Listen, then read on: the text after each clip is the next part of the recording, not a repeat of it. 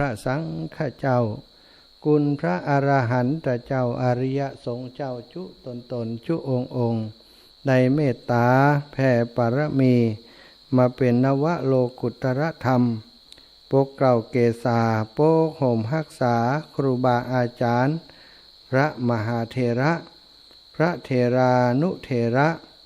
เปื่อนสหธรรมิกสหพรหมจารีทุกรูปทุกองค์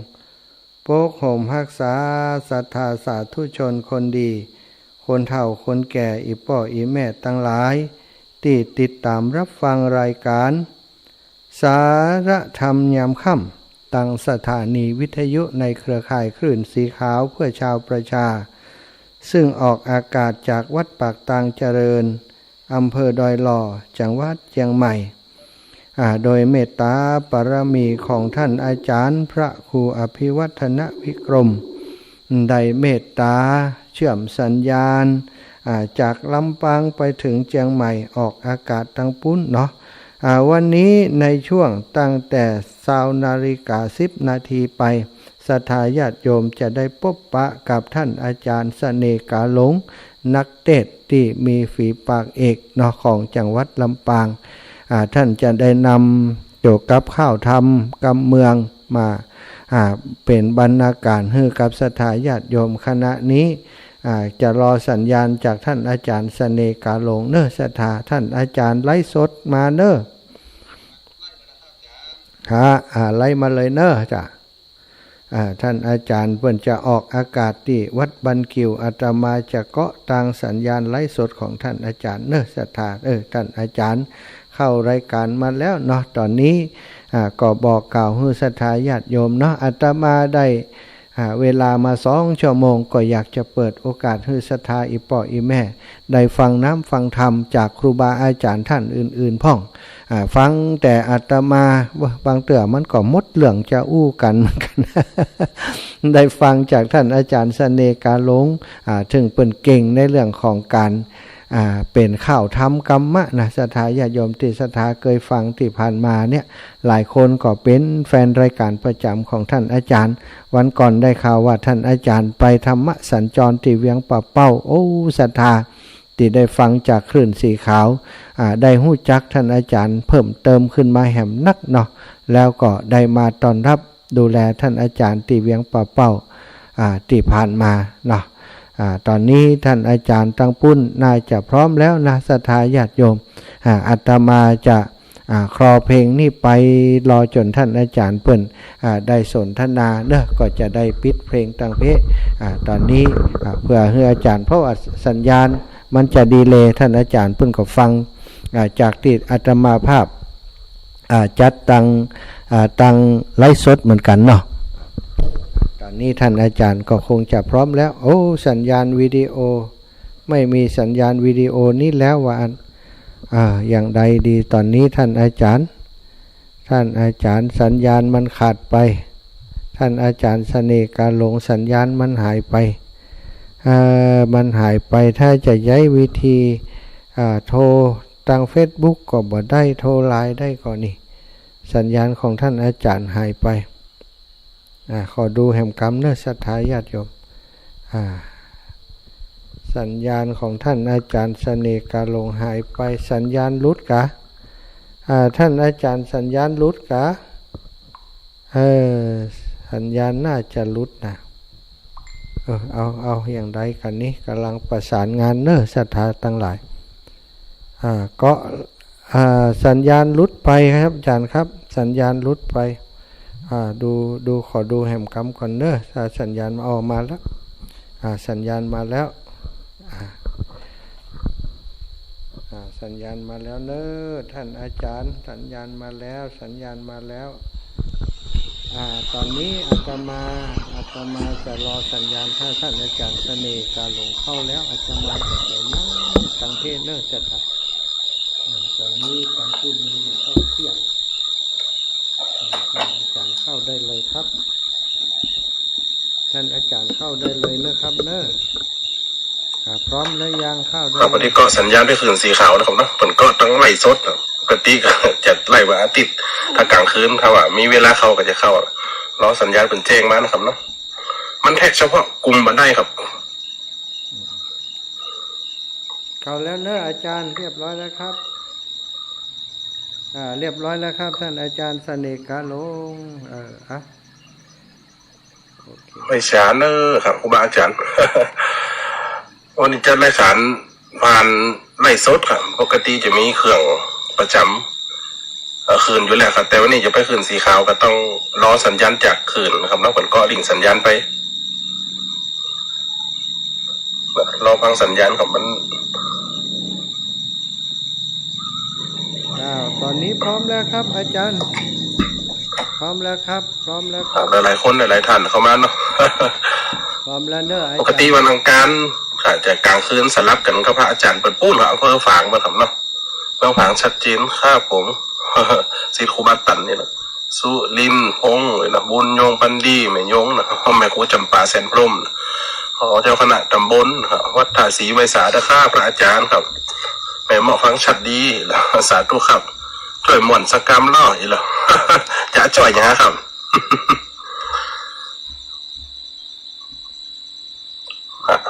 เราสัญญาณจากพระอาจารย์มหานะครับเนอะอาจารย์ก็ลิงได้หรือยังครับเรียบร้อยแล้วครับเราเป็นสั่งสัญญาณมาอย่างเดียวนะครับนะปกติถ้าคืนร้อยพวกเขาจะมีตัวโปรแกรมของเขาอยู่แล้วจัดเลยไปกับเกาะเลยนี่กันล้อสัญญาณทักทายกันไปเรื่อยๆนะครับนะทักทายกันพร้อมแล้วเอาเลยครับครับใบสารนะครับเนอะเข้าสู่รายการนะครับเนอะสาระฟังไปยังปีนั่งฟังมาหลายปีพระสงฆ์องค์จีเทศสอนจองเมืองตากมีหลายที่ตามลำทองตัวบ้านเปิดฟังสอนใจสอนจิตเอาไว้ปลูกฝังเหมือนเติมพลังแห่งบุญดังอันแห่งบุญดังอันเจริญสุขเจริญสีเจริญมีเจริญไว้เจริญจิตเจริญใจศรัทธาสาธุชนคนฟังรายการวิทยุขึ้นสีขาวกระจายไปทั่วภาคเหนือในขณะนี้อาตมาภาพอาจารย์เสน่ห์กาหลงได้มาพบมาปะอีป่อยแม่ในเวลา20:10จนไปถึงประมาณ47 นาทีหลักก็จะปล่อยสัญญาณกลับคืนสถานีวันนี้ได้มาโอนะเสียงจะออกแหบๆหน่อยเสียงออกหูดังหน่อยครับเป็นวัดจะไปเล่นละครทำที่วัดม่วงชุมอำเภอหางชัดอำเภอไม่นะครับอำเภอหางชัดมาปีกมาวันผลห้ำนะก็เลยเป็นวัดเป็นไข้เป็นไออีป่อยแม่เนาะเอาวันนี้ทำมาฟังเนาะเพราะว่ารายการมันเป็นระยะสั้นนะครับเนาะเหมือนรายการคืน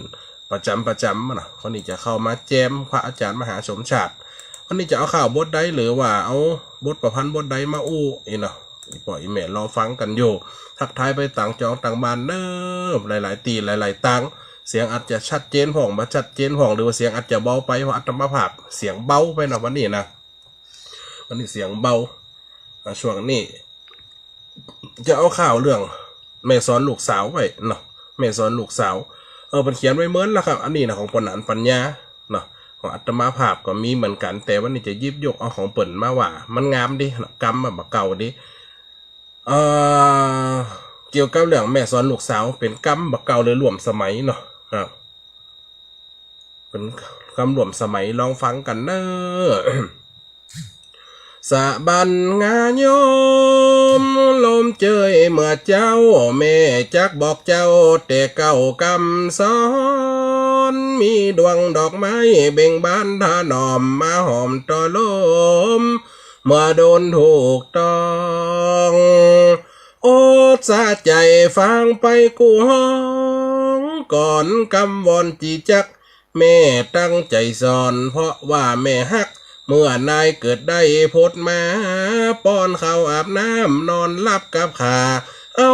นายจูจะรับสาลูกเต้าอีละคนละก่อนเปิดเอาลูกรับกับขาสอนลูกอันนี้แม่นี่ป่อสอนลูกเปิดเอาลูกรับกับขานะคนสมัยก่อนมาเหมือนบาเดียวนะอีป่ออีแม่นะคนเดียวมันมีตีหนังตีนอนตีสะหัวหรอมีเหตีกันนำเข้าหน้าเขาตาสมัยก่อนเอานอนเหยียดกับแข่งนะแบงไงกันวักน้ำเขาหมกเขาจุบเคยคือมันเนื้อมันขันอีเหรอเอามือละอ่อนเล่นดัดแข่งดัดขานี่เอานายจุจารับสาลูกเต่าเอานายจุจารับสาลูกเต่าเอาโอมาแขวนก้อยแยงเฝ้า จ้าขาคอยอีหลอเอาใส่อูน่ะ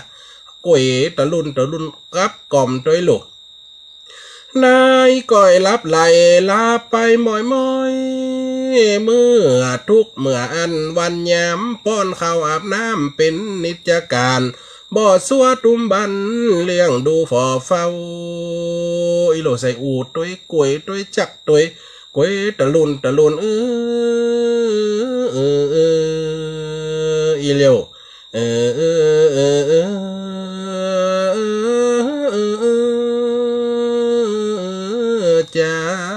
จ้าอียลับสองตาลับเหียเตอนาลูกน้อยอียเป็นว่ากันไปนะม้วนนะสมัยก่อนนะเลี้ยงลูกเลี้ยงเต้าบ่สัวตุ้มบันเลี้ยงดูฝ่อเฝ้าวังสุขใจเมื่อยามแก่เท่าเพิ่งบุญเงาลูกรักจึงตั้งใจสอนกล่อมกำลอมพักฮือจำเจอมันฟังเนอเป็นสาวลูกฮักอย่าได้พลั้งเผลอหุ่มเสียนำเบอร์จื้อเสียงยี่ห้ออีโลคนเฮาสมัยน้ำไหลในหม้อจังหุ่มมีมากูเจื้อจุได้จุกินยินดีฝากเฟื้อฮือเจื้อสอดดันลองดูอย่าฟังกำเป้าที่เขาเป่าหูกบอยู่ในหูงูยังสะแววเกิดมาเป็นสาวเหมือนบาฟักแก้วเกิดกลางบงสร้างไผ่ล้อมมีแต่น้ำล่อแตงซอซ่อง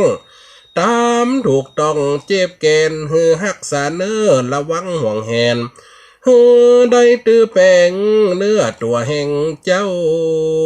อีแล้วนี่เป็นสอนลูกไม่ยิงนะสอนหือฟังกรรม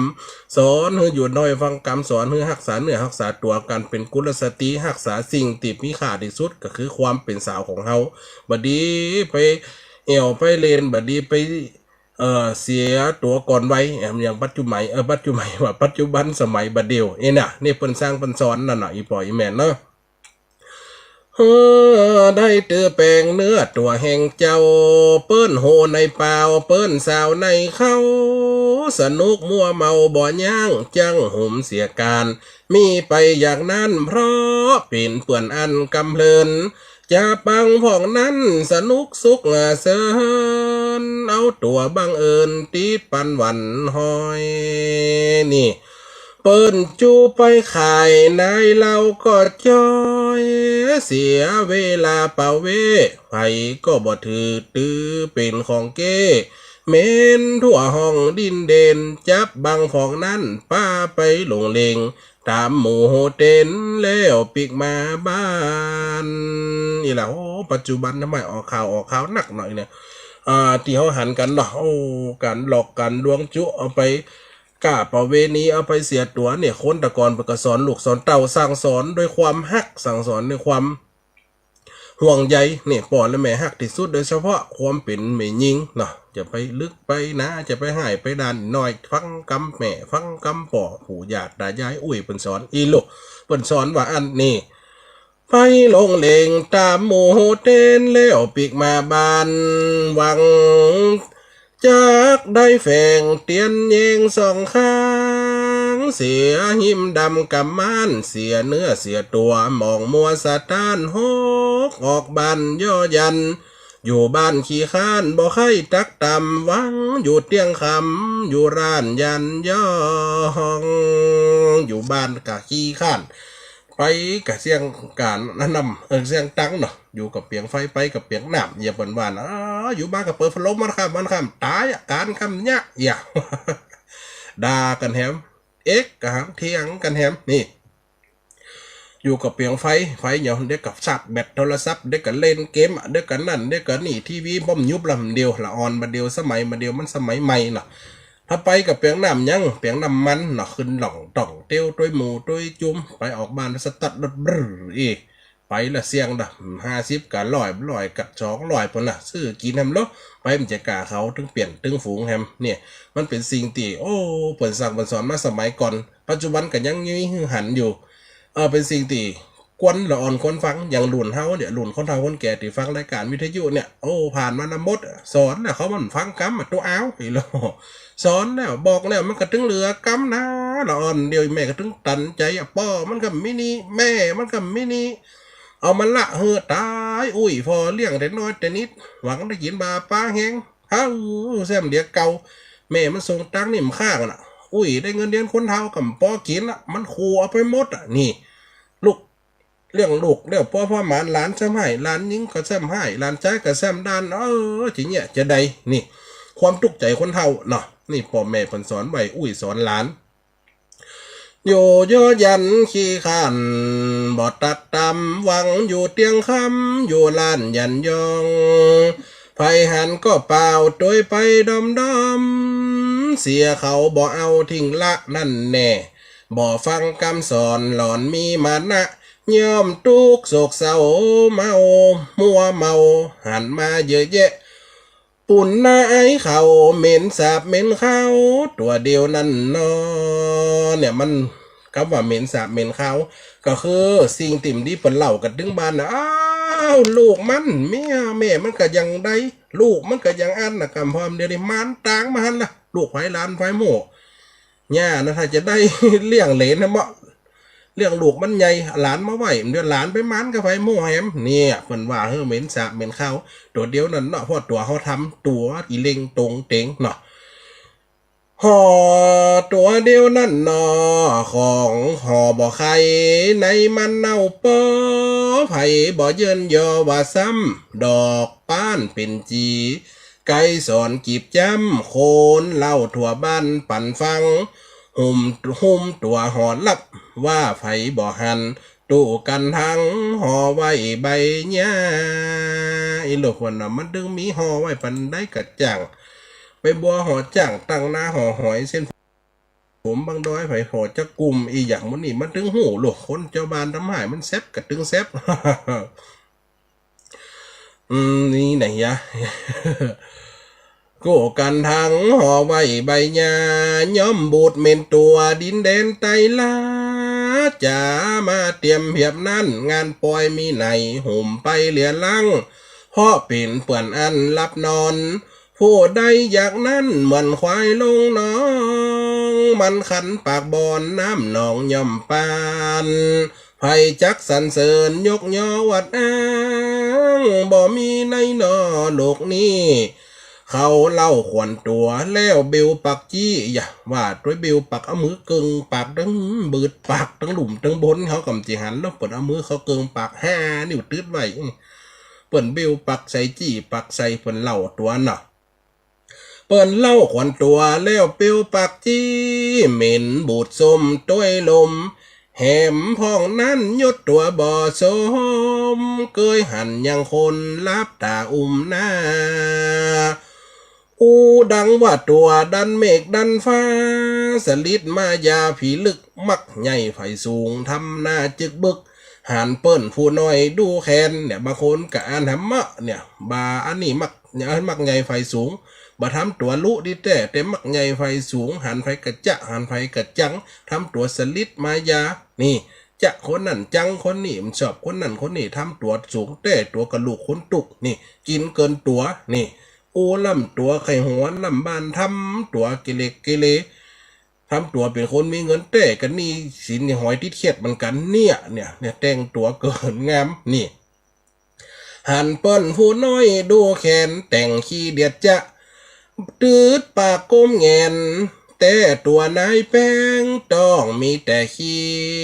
เขาย่อมจังหัวกันทำอย่างบ่มีคนใดจะหักอย่างทำจ่องห้องนาจดตาคักฮือตักฝูขานกำอย่าเป็นไปไหนสวัสดีเจ้าสวัสดีครับอีหลปักม่วนจาหวานกันละกันลูกกันหลานเฮ้ยอุ้ยสั่งอุ้ยสอนจะไปทำตัวพยองป้องขนทำตัวเป็นหงเขาเป็นกากระทำตัวยังกาเปิ่นก็สอนเขาจะไปขี้เลียดขี้จังเปิ่นหาหน่อยคนตุกคนตำนี่เปิ่นสอนบางสอนไปหลายแนวลูกจะสอนหักเนื้อสองงตัวกิริยาวาจามารยาทเรียน3 น้ำ 4ผู้หญิงไทยต้องมีเปิ่นสอนเปิ่นนี่คนเฒ่าเปิ่นเปิ่นจ๋า ขานกำทำนาจึกบึกอย่างคนจังกันแม่หันถึงวันไข่ย่ำพำอันกันไฟตักถามขานกำสั้นๆเสียได้เฮียนมันอย่างนั้นนี่เป็นคนปากแข็งปากแห้งขยันไฟบ่สอบสู้เจ้ยบานตาวันอยู่ฟ้าเตียวโลกสงสารหาลิยันพวกฟ้องบ่ได้เพราะว่าสีแสงแดดกัดห้อนไม่ก้าตัวเองเดียวนั่นเนาะบ่เหมือนพระจันทร์เรียบแสงแจ่มเพาะแสงออดอ่อนนวลใหญ่มีแต่พวกพ้องเดือนดาวลำไหลติดตามตัวไปอยู่เต้ากุมแจ้งเนี่ยอีปล่อยแม่ลองฟังข่าวบทนี่มันลึกซึ้งนะจะไปเป็นคนอูสัตว์อูขวางเป็นคนอูมีหางเสียงอูครับอูผมอูเจ้าอูหนูอูน้องจะไปคิกฮะอาหารชอบน้ำอูอย่ามายุ่งเอียนละวันเดียวมันอย่ามายุ่งมันคนละรุ่นคนละไว้น้ำมาอูมาชอบนี่อย่าฟึดเนี่ยบางคนเนี่ยเปรียบเสมือนแสงพระจันทร์กับพระอาทิตย์เนี่ยนี่ข่าววันนี้เป็นเปรียบไว้นะแผงพระอาทิตย์เจงหันส่องโลกหมดแต่อยู่ไกลแต่มันได้ห้อนเขาตากแดดเหมือนกับห้อนไม่เนี่ยไม่ตัวบ่มีดวงดาวแวดล้อมแต่ว่าดวงพระจันทร์น่ะเสียงเป็นนวลดูเป็นคนอูอ่อนอูวันปากหม่วนอูนี่มีหางเสียงอีอ่ะแปลเสมือนดวงพระจันทร์นี่กะโคพอเปรียบเสมือนดวงดาวมีเปื่อนมีป่องเปิ่นอยู่เคียงข้างกันเต้าแจ้งเต้ามืดนี่แสงพระจันทร์ในแสงนวลอ่อนเยาว์นี่แสงนวลละย่าอีอ่ะแสงนวลส่วนให้ข้างใครอีอ่ะอย่างเพลงผมฟ้องน่ะเราเพลงผมฟ้องกันนะ โอนหนักสีจะไอเนอะยังเป็นวัดยังหายดีกับแต่กระล่ำติดออกอากาศกะ ฟังวิทยุออกตั้งบ้านติดอีแม่ติดแม่เถอะดูอีโลตายพระอาจารย์เป็นไอแม่ติดแม่ก่อนฟังวิทยุอิ่มใจกะ แสงพระจันทร์มันนวลเนาะเปรียบเสมือนดาวอยู่ล้อมพร้อมหน้ากันนี่ต้นจนเจ้ากุมเจงนี่อยู่เต้ากุมแจงน้ำห้อนปานีวายออมลีแลงตัดตีเย็นโลโลน้ำห้อนปะเป็นน้ำเย็นปานีเอียมันจะได้มันปีนกันลูกมันน้ำห้อนปานีน้ำเย็นที่ไหนมันก็ไหลเข้าหันน้ำห้อนปานีวายออมลีแกงตัดตีเย็นโลโลตัวบ่มีหยังอย่าทำทาโก้ฝูงเปื่อนบ้านจริงจังสูดเสียงตีหักจี้จักไข่ปันสารยันอุดหนุนเตเหตุหน้าหากแป้งแฝงฟันหากตามลูกค้าตามเขาเอากำผ้ามาใส่มาขอโดยจ้างและมาบ่ปงปล่อยฮือคนใดเอียใหญ่มาแล้วไฟบ่ห้องไฟแม่กังบุญไปห่วงใยเสียงทานเนี่ยคือหักษาเนี่ยหักษาตัวแม่นี่เป็นห่วงยิ่งเป็นสาวซ้ำให้ดุแม่ยิงพ่อแม่นี่หักห่วงหักงอนสังวนตัวสิ่งมีกาที่สุดก็คือความเป็นสาวของเฮาจะไปเสียให้ไอ้ขี้ยาขี้หมาขี้เหล้าเหี้ยมึงจะไปมีกามีศีลยังอีผลเรื่องในห้างไหนจะมาพอหน้าพอตามึงเป็นแม่ยิงเจ้านั่นไปยินดีสีแข่งด้วยมึงสะแม่เเพิ่นสอนลูกสอนเต้าเป็นคำข่าวกำเขียเนี่ยกำเก่าเพิ่นสอนได้เข้าใจนะอีบ่อยแม่นเนาะห่วงใยเสียงทานใส่จื้อเฮ้ยแฮมยังแถมอีกอันห้องอยู่ตึงวันบ่ย่างอีแก้วอีคำอีปันอีคำอีโลห้องก่อนอันเจยบานการเรื่องร้ายกลัวนายถูกตำหูปากเป็นกำย่างใดไปได้อย่าหูสอนอูสอนจ้าสอนปากสอนอย่างสอนเตี้ยวมัมห้องป่อแล้วลูกป่อห้องแม่น้ำแม่อย่าห้องสอนละอ่อนเนี่ยหูสอนหูเป็นกำย่างใดไปใดอย่าปะประตูอย่าดูคนใบอย่าตีนมือไวไหลลักเนี่ยมันถึงมิเนาะขนาดติดกล้องวงจรมันยังหลักอัตมาภาพโดนหลักขึ้น3 รอบละขี้เพิงเปื้อนไม้เส้นไฟเปิ้นมัดบดีหลีดบ่วงเต้ไม้ของเปิ้นหูจังป้าสิบหายอย่าฟังกำใจปลายลิ้นแสกเซียวอีหยาเนี่ยบางคนของเปิ้นไม่กูไม่จิ้มเปิ้นไม่กูลักแล้วบดีฟิตศีล5น่ะมึง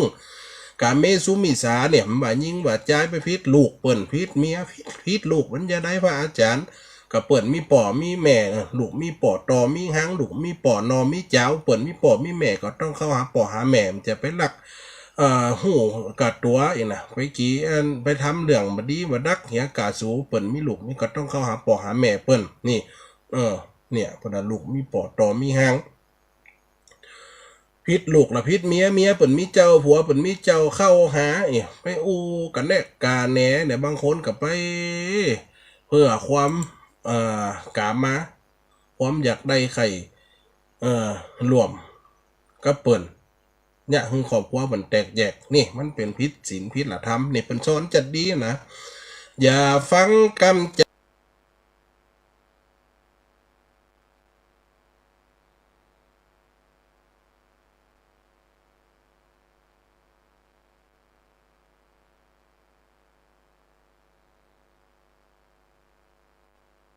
จปลายลิ้นแสกเซียวฟ้องกอตกลำเหลืองบ้านเหนือบ้านใต้เปิ้นจักสู้ใจไผบ่ใครได้ไอหมู่คนมีปอเลี้ยงไผกระตื้มใครได้มึงนะเพราะว่าตัวเป็นโบงเป็นเพียงใจจอบเซียนไวไฟเยลโล่นี่ไวไฟสมัยก่อนเปิ้นเอาคิดว่าเป็นเซียนหรอกเซียนก็ไม่เจียก็นี่เปิ้นเอาจอบเซียนไวไฟมันเดียวน้ำมันอย่างเดียวพระอาจารย์นี่หรอน้ำมันซินบุ่มบ้ามกันเดียวไอ้เนี่ยใจจอบเซียนไวไฟของมีตำนี้ถึงบ่ได้ขายเหมือนลัวสุดไฟสุกในสุดดวนสุดดุนมาแสนตุกใจไปในตุนลุนเหมือนตองใบตุนห่อน้ำมาตึมเปี้ยดอกลังเล่งลังเล่งเปื้อนเดียวเสียวเขาก็ปากันซ้ำมันเป็นสิ่งอันดีอายย่อมได้ทงตุกกุมเท่าเต้าตายโอ้ยเสียได้ทงปลูกสมแห่งเจ้ากันนายเก็บตัวบ่ฮือมนเศร้าบ่เขียมคนเอาซ่อนสดเนี่ยถ้าว่าเก็บเนี่ยเก็บตัวหักษาฟมมาจันของแม่ยิงไว้ไหนไฟจำใครได้อีเฮางามกับงามไหนกันยังดีโลไอ้ลูก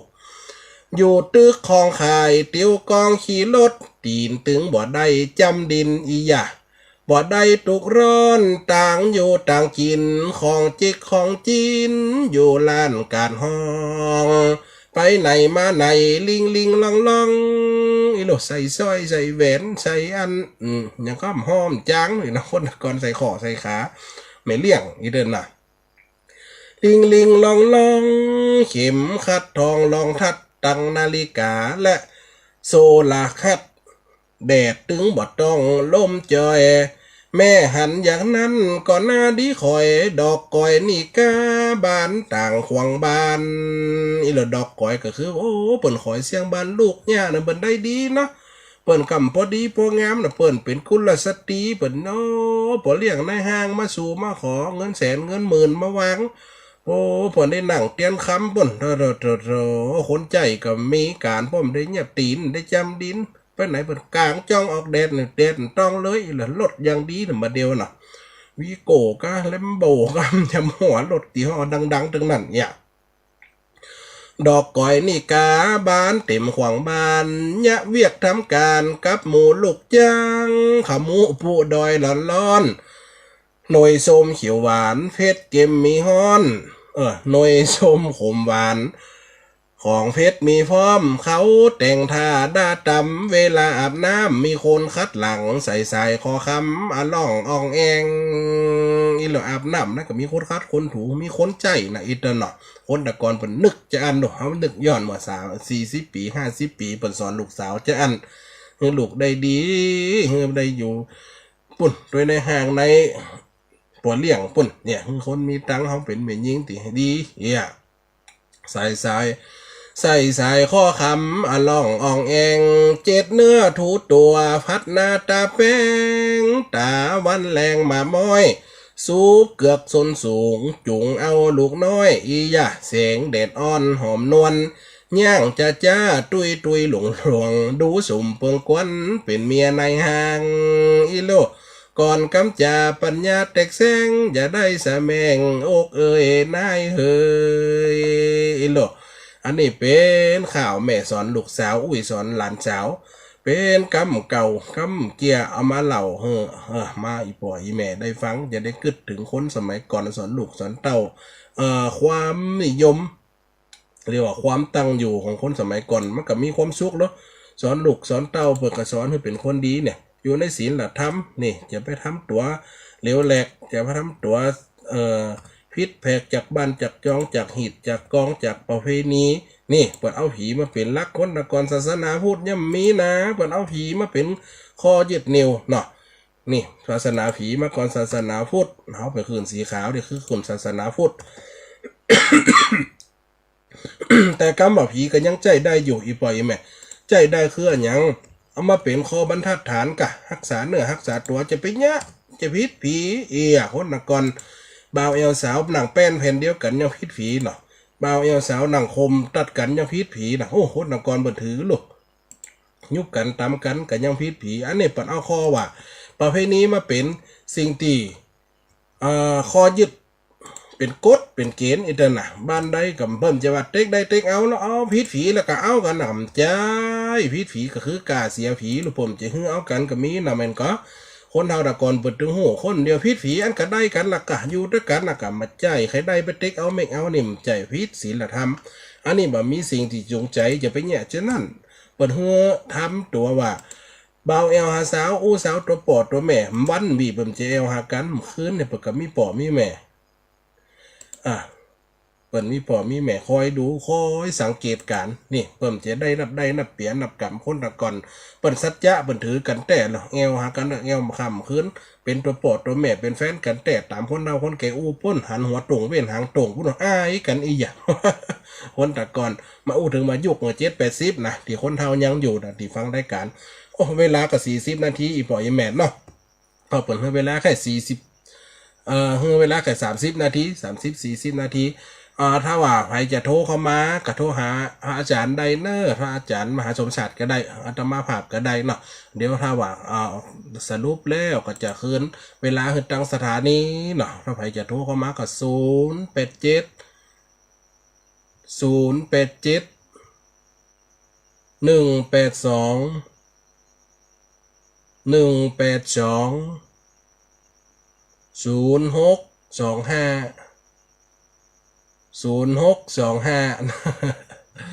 อีปอยแมนเนอะใครจะโทรเข้ามาเนอะสายตั้งใดจ้าฮัลโหลเจริญพรเนอะตั้งใดจ้าโยมแม่ก็ให้พรลงมาแดงนี่แหละแต่พอชัดเจนกับแม่ก็ว่านี่กระตุกก็ชัดเจนดีร่องวัวแดงสันกำแพงใช่ไหมใช่แล้วสิอีแล้วมันกินข้าวแรงอย่างคะถามข้าวแรงยำดึกลงสาธุตอนนั้นยังทำเยอะจ้ะสาธุนะแม่นะโอ้แต่มได้นะเดี๋ยวเวลาจะหมดถ้าจะเป็นวัดเยอะดีกันเป็นวัดแม่เป็นวัดไปอัปเดตมาแล้วก็จะได้Xยังตีเฟียคึกปิ๊กมาพัดเป็นวัดเสีย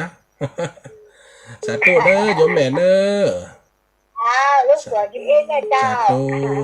มาจะกราบเจ้าสาธุมาฮัลโหลโยมแม่สมบูรณ์ไล่ศิลาทองเอาไว้ซะคนว่าของผลไม้เส้นพายผลล่วงมาจากผลิตบ่วงเตะเอาอย่างมันคนละลายแล้วนี่ของผลไม้เส้นพายผลมัดบดีหลิดบ่วงเตะไม้อีกแล้วสาธุโยมแม่เด้อโทรคนน้อยแม่เนาะเวลามันเปิ้นได้จะคืนสถานีให้เปิ้นใช่มั้ยสาธุฮัลโหลจากตั้งใดจ้าตั้งใดจ้าโยมแม่เลี้ยงปลาเป้าเจ้าบ้านอย่างฮะบ้านปูหนองเจ้าสาธุได้ชัดเจนกว่าแม่มันนี่ชัดเจนเลยเจ้าสาธุวันนั้นก็ไปติดกำลังใจนะเจ้าสาธุเนอะ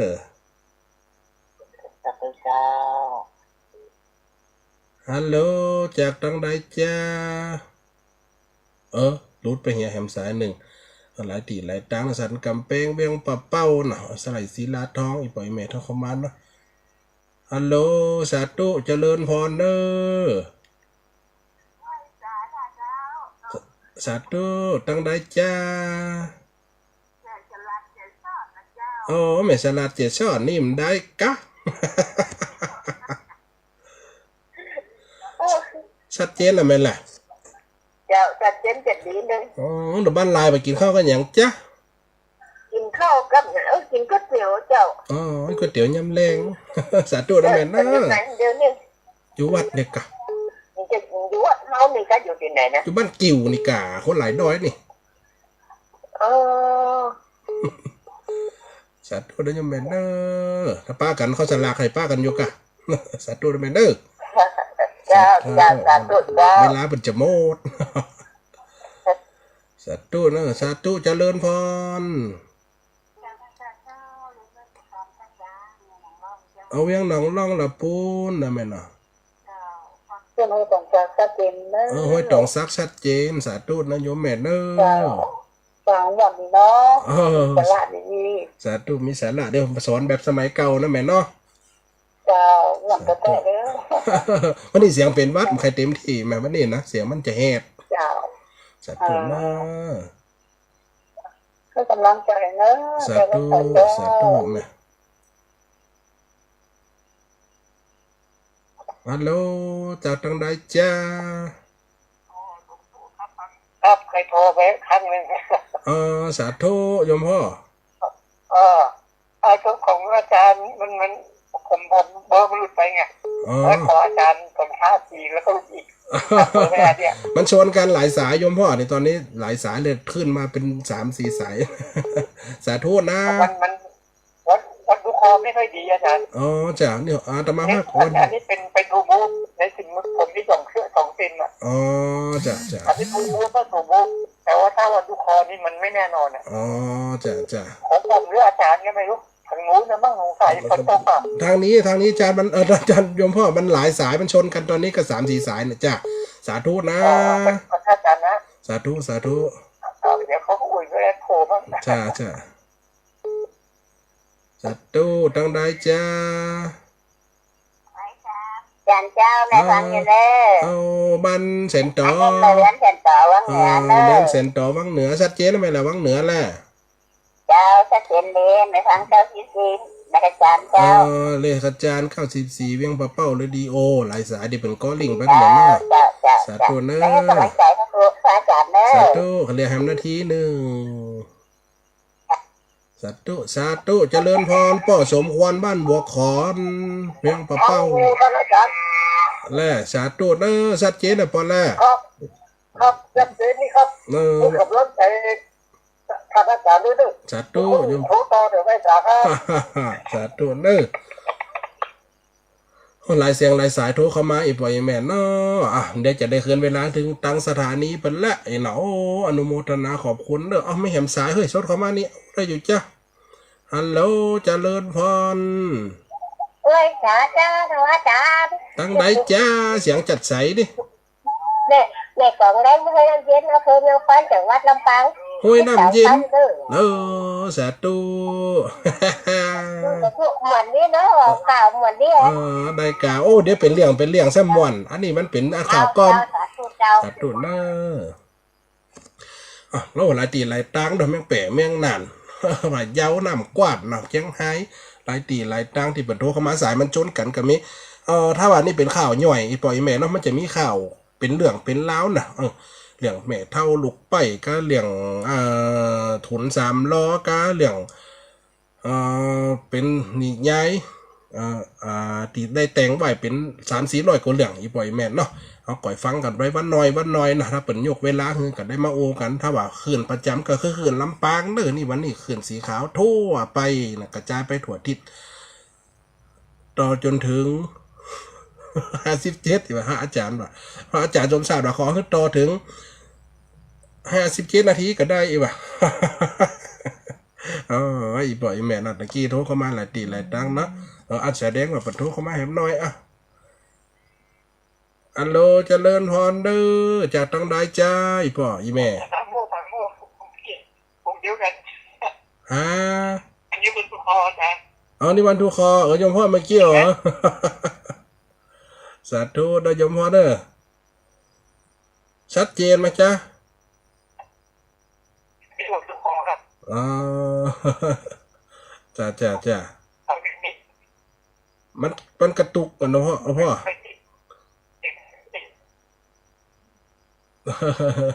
มันกระตุกกระตักนะโยมพ่อนะวางก่อนเนอะหลายตีหลายตังอีพ่อไอแม่เนาะมันกะมองวนกันไปเนาะฟังข่าวเนาะวันนี้อาจารย์ว่าต่อแฮมสัก4-5 นาทีก็ได้อีหลออีพ่อไอแม่เพิ่นแล้วใจอีหลอข่าวก้อมข่าวแก้มก็เอามาว่ากันได้นี่ มันมีหลายอย่างเนาะคนเฮาเพิ่นเนาะความรู้คนเฮามันจะเหมือนกันเนี่ยไปฟังเปิ้นว่าเปิ้นฮู้เฮาก็ว่าเปิ้นฮู้เปิ้นว่าเปิ้นลวกเฮาก็ว่าเปิ้นลวกเปิ้นว่าไม้ต้นนานี่ไม้ต้นนี้สูงต้นนาก็เส้นสูงเปิ้นว่าเปรียบเสมือนว่าน้ำแก่ไปหมุมน้ำนมไฟเสียวถ้าตับบ่แผ่วมันจังอ่อนเป้อบ่หันเปิ้นก้มหัวตัวจะไปฝังเป็นเล็กสะเตอน้ำพี่บ่ใจเล็กไหลบ่มในกะปี้เป็นเล็กขี้เมียงขังจืนบ่แตบปืนร้องเปิ้นก็ว่าปืนมาตาดวนยืนลูกโมลูกซองหมูสั้นอีโลโอ้ลำตัวไข่หัวหลังบ้านจังให้มายามเหมือดได้มวยวัดมาปอมต่อกรให้ฝ่ายสู้ถึงบ่ได้สักตังแข่งปั้นหน่อยไข่เทียบเตรียมต่างหมอกเจียกเครือมันบัดทันดังโซจักจันอกลายตัวไข่เตะจัวโคหมอกคนขี้โวอวดหู้ตะกี้ก็มีสายเข้ามาตะกี้มันได้หักโทรเข้ามาใหม่เนอะอีปล่อยแม่เนอะก็ว่าจนตันโจนถึงกำเนอะอังการนาอาจจะได้อู้กันแฮมใหม่น่ะ087-182-0625เนอะอีแม่เนอะกำปากกามั่มตันกับเอามินดำๆเขียนข้างฝาไปก็ได้เอาบุ้งเลยก็ได้ สาธุเจริญพรเนอะจากทางใดจ้าไปศาลเจ้าพระครูเจ้าอ้าวจะไรแม่โยมแม่บ้านจะซ่อนนี่ก็หมายที่ไหนก็ฮัลโหลสาธุแม่จากทางใดก็จากบ้านเจ็ดยอดตัวเมืองเชียงใหม่7 ยอดตัวเมืองเชียงใหม่สาธุเดี๋ยวโยมแม่ชัดเจนนี่เนาะแม่เนาะสาธุเนอะเอาออกงานบ่อยโยมแม่นะกะใครฟักเหมือนกันมันไม่ได้ฟักเลย สาธุเดี๋ยวโยมแม่เนอะที่เป็นห่วงกันสาธุเนอะอาจจะไม่ได้ทักทายจื่อไฟแม่นเนาะมาบางคนกับเบอร์ใหม่นะคนฟังรายการเก่าก็จริงแต่ว่าเบอร์โทรเดี๋ยวก็จำมันได้มันนักไอ้มันจนกันนะอีบอยแม่เนาะ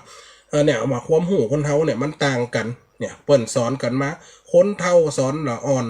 นสอนคนเฒ่าเปิ้นว่าตอกหนุ่มมัดไม่เกคนเฒ่าว่าคนเฒ่าลวกเอากันยังการละอ่อนสมัยมันเดียวเฮามันติดจ้างกับโทรศัพท์แล้วเฮายังได้เปิ่งเขาอยู่อันนี้เราไปเอาเงินเดือนของเราแล้วเปิ่นกดจะได้อีแม่ย่ำจ้างน้ำเตี้ยอีเนาะ สาธุเจริญพรจากทางใดจ้าทางใดจ้าโยมแม่เจโฮมบ้านยาบ้านเดียวกันนี่กะบ้านสันติสุขนี่เก่าก็ นี่หูจักอยู่ก็มาบ้านกิ่วเคยได้มาก่อนแม่พี่การไปไหนกันได้เป็นพี่การนี่แม่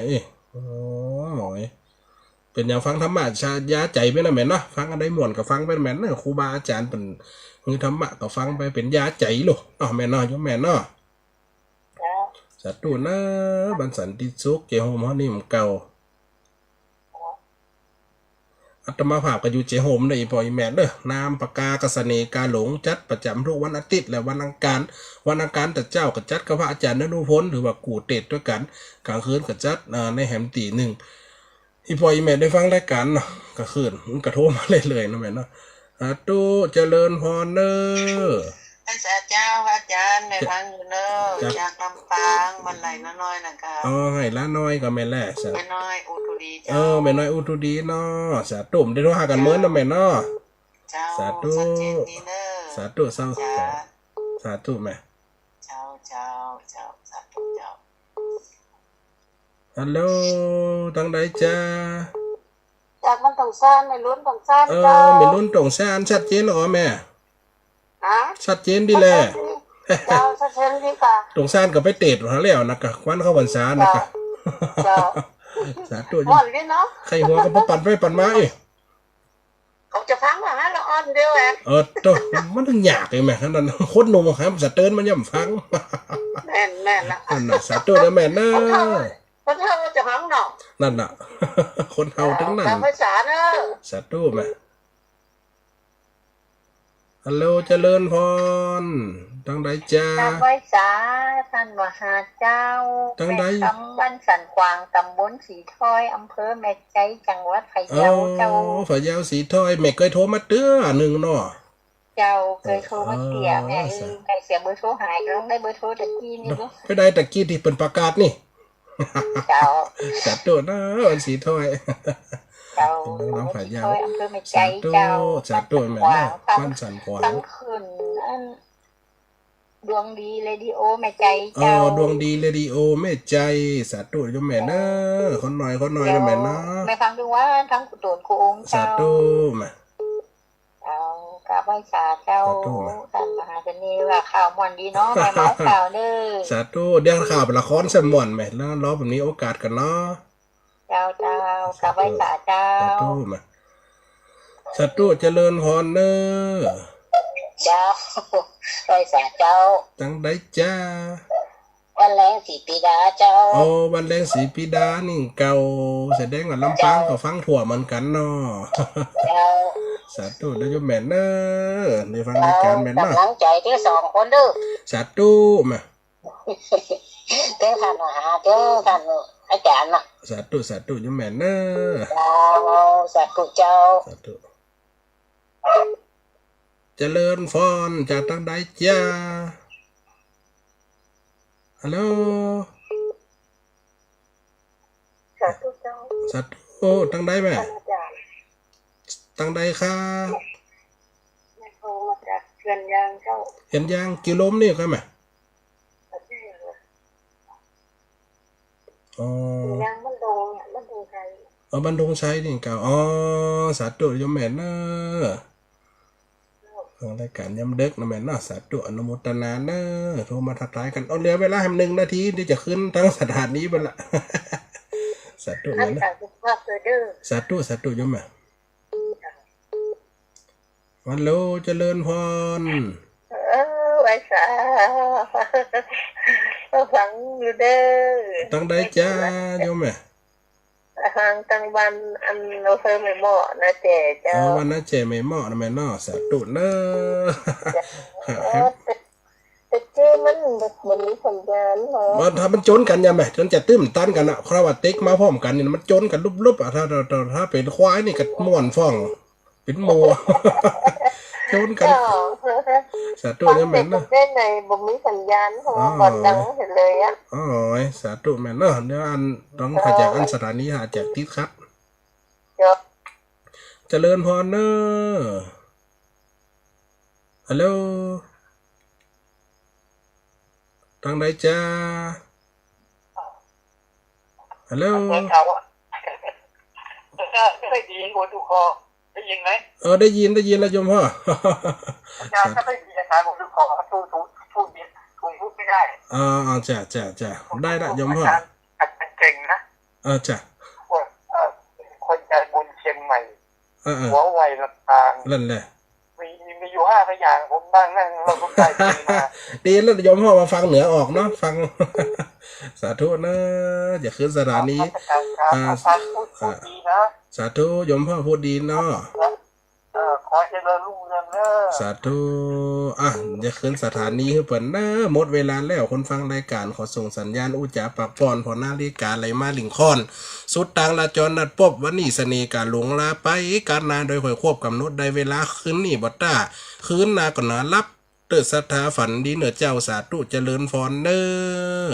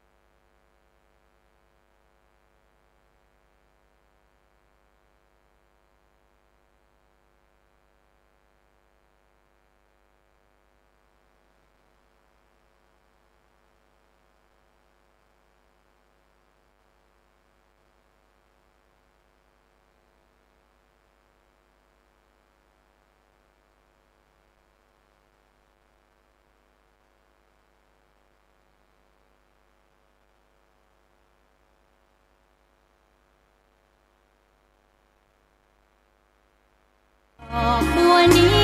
บูชาพระสัมมาสัมพุทธองค์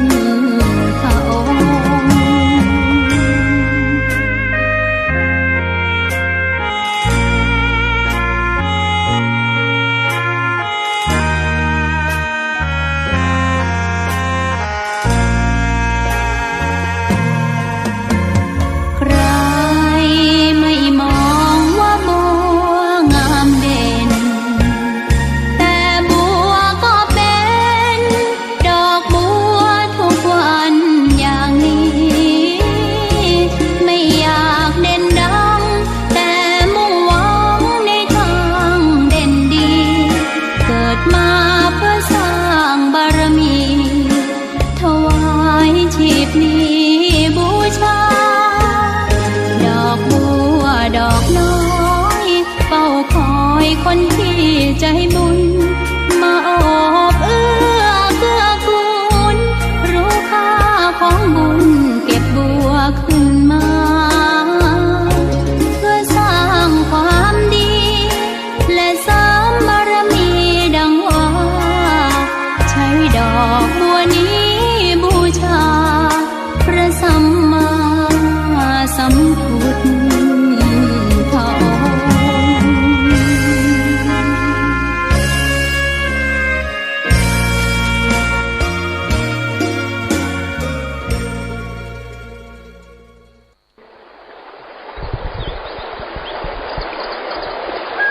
นอบน้อมต่อพระรัตนตรัยแก้วเจ้าสามประการ น้อมนมัสการไวยสาวันตาครูบาอาจารย์พระสงฆ์องค์สังฆเจ้าทุกรูปทุกองค์ ที่ติดตามรับฟังรายการอยู่ในช่วงนี้นะรายการช่วงค่ำยำดึก ผ่านไปแล้ว1 ชั่วโมงเนาะโดยการจัดรายการของท่านอาจารย์เสน่ห์กาหลงเนาะท่านอาจารย์เสน่ห์กาหลงก็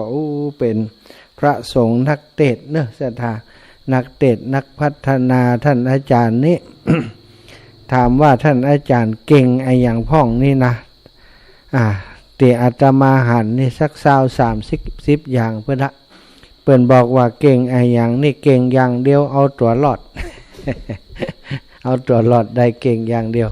แต่ท่านอาจารย์เสน่ห์กาหลงนี่เก่งหลายอย่างศรัทธาประพันธ์นะข่าวจ้อยข่าวซ้อก็ได้ประพันธ์หรือว่าแต่งเพลงก็เป็นเทศนะตึงกำเมืองตึงปรากถักกถาตึงบรรยายก็เก่งกำข่าวจ้อยข่าวซ้ออย่างต่างๆนี่เป็นมดนั่นอันนี้คือคนเก่งในวิชานี้ก็เก่งไปถึงสุดเลยนะศรัทธาสุดอย่างใดก็ตีเปิ้นอ่านได้เปิ้นเราได้ธรรมดาอยู่แต่ว่าแต่งได้นี่ยากขึ้นมาแต่งได้นี่ถือว่ายากแล้วสอนแต่งสอนยะสอนทำก็สามารถทำได้นี่คือท่านอาจารย์เสน่ห์กาหลงเนาะหลายเรื่องเนอะศรัทธาแม้กระทั่งว่อมบ้านตั้งเหนือของเฮานั่นนะที่เปิ้นตู้เจ้าเปิ้นจังสวมจังใส่เวลาฤดูหนาวหรือว่ามีพิธีอื่นๆก็ทำได้นะโอ้โห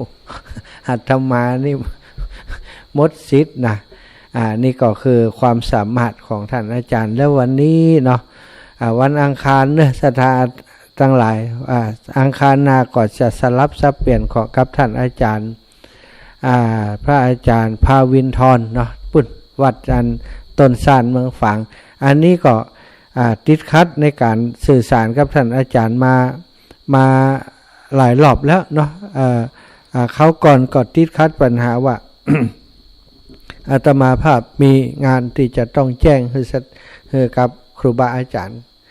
ที่เขามีกิจกรรมร่วมกันนะในวันอังคารก็เลยจำเป็นจะต้อ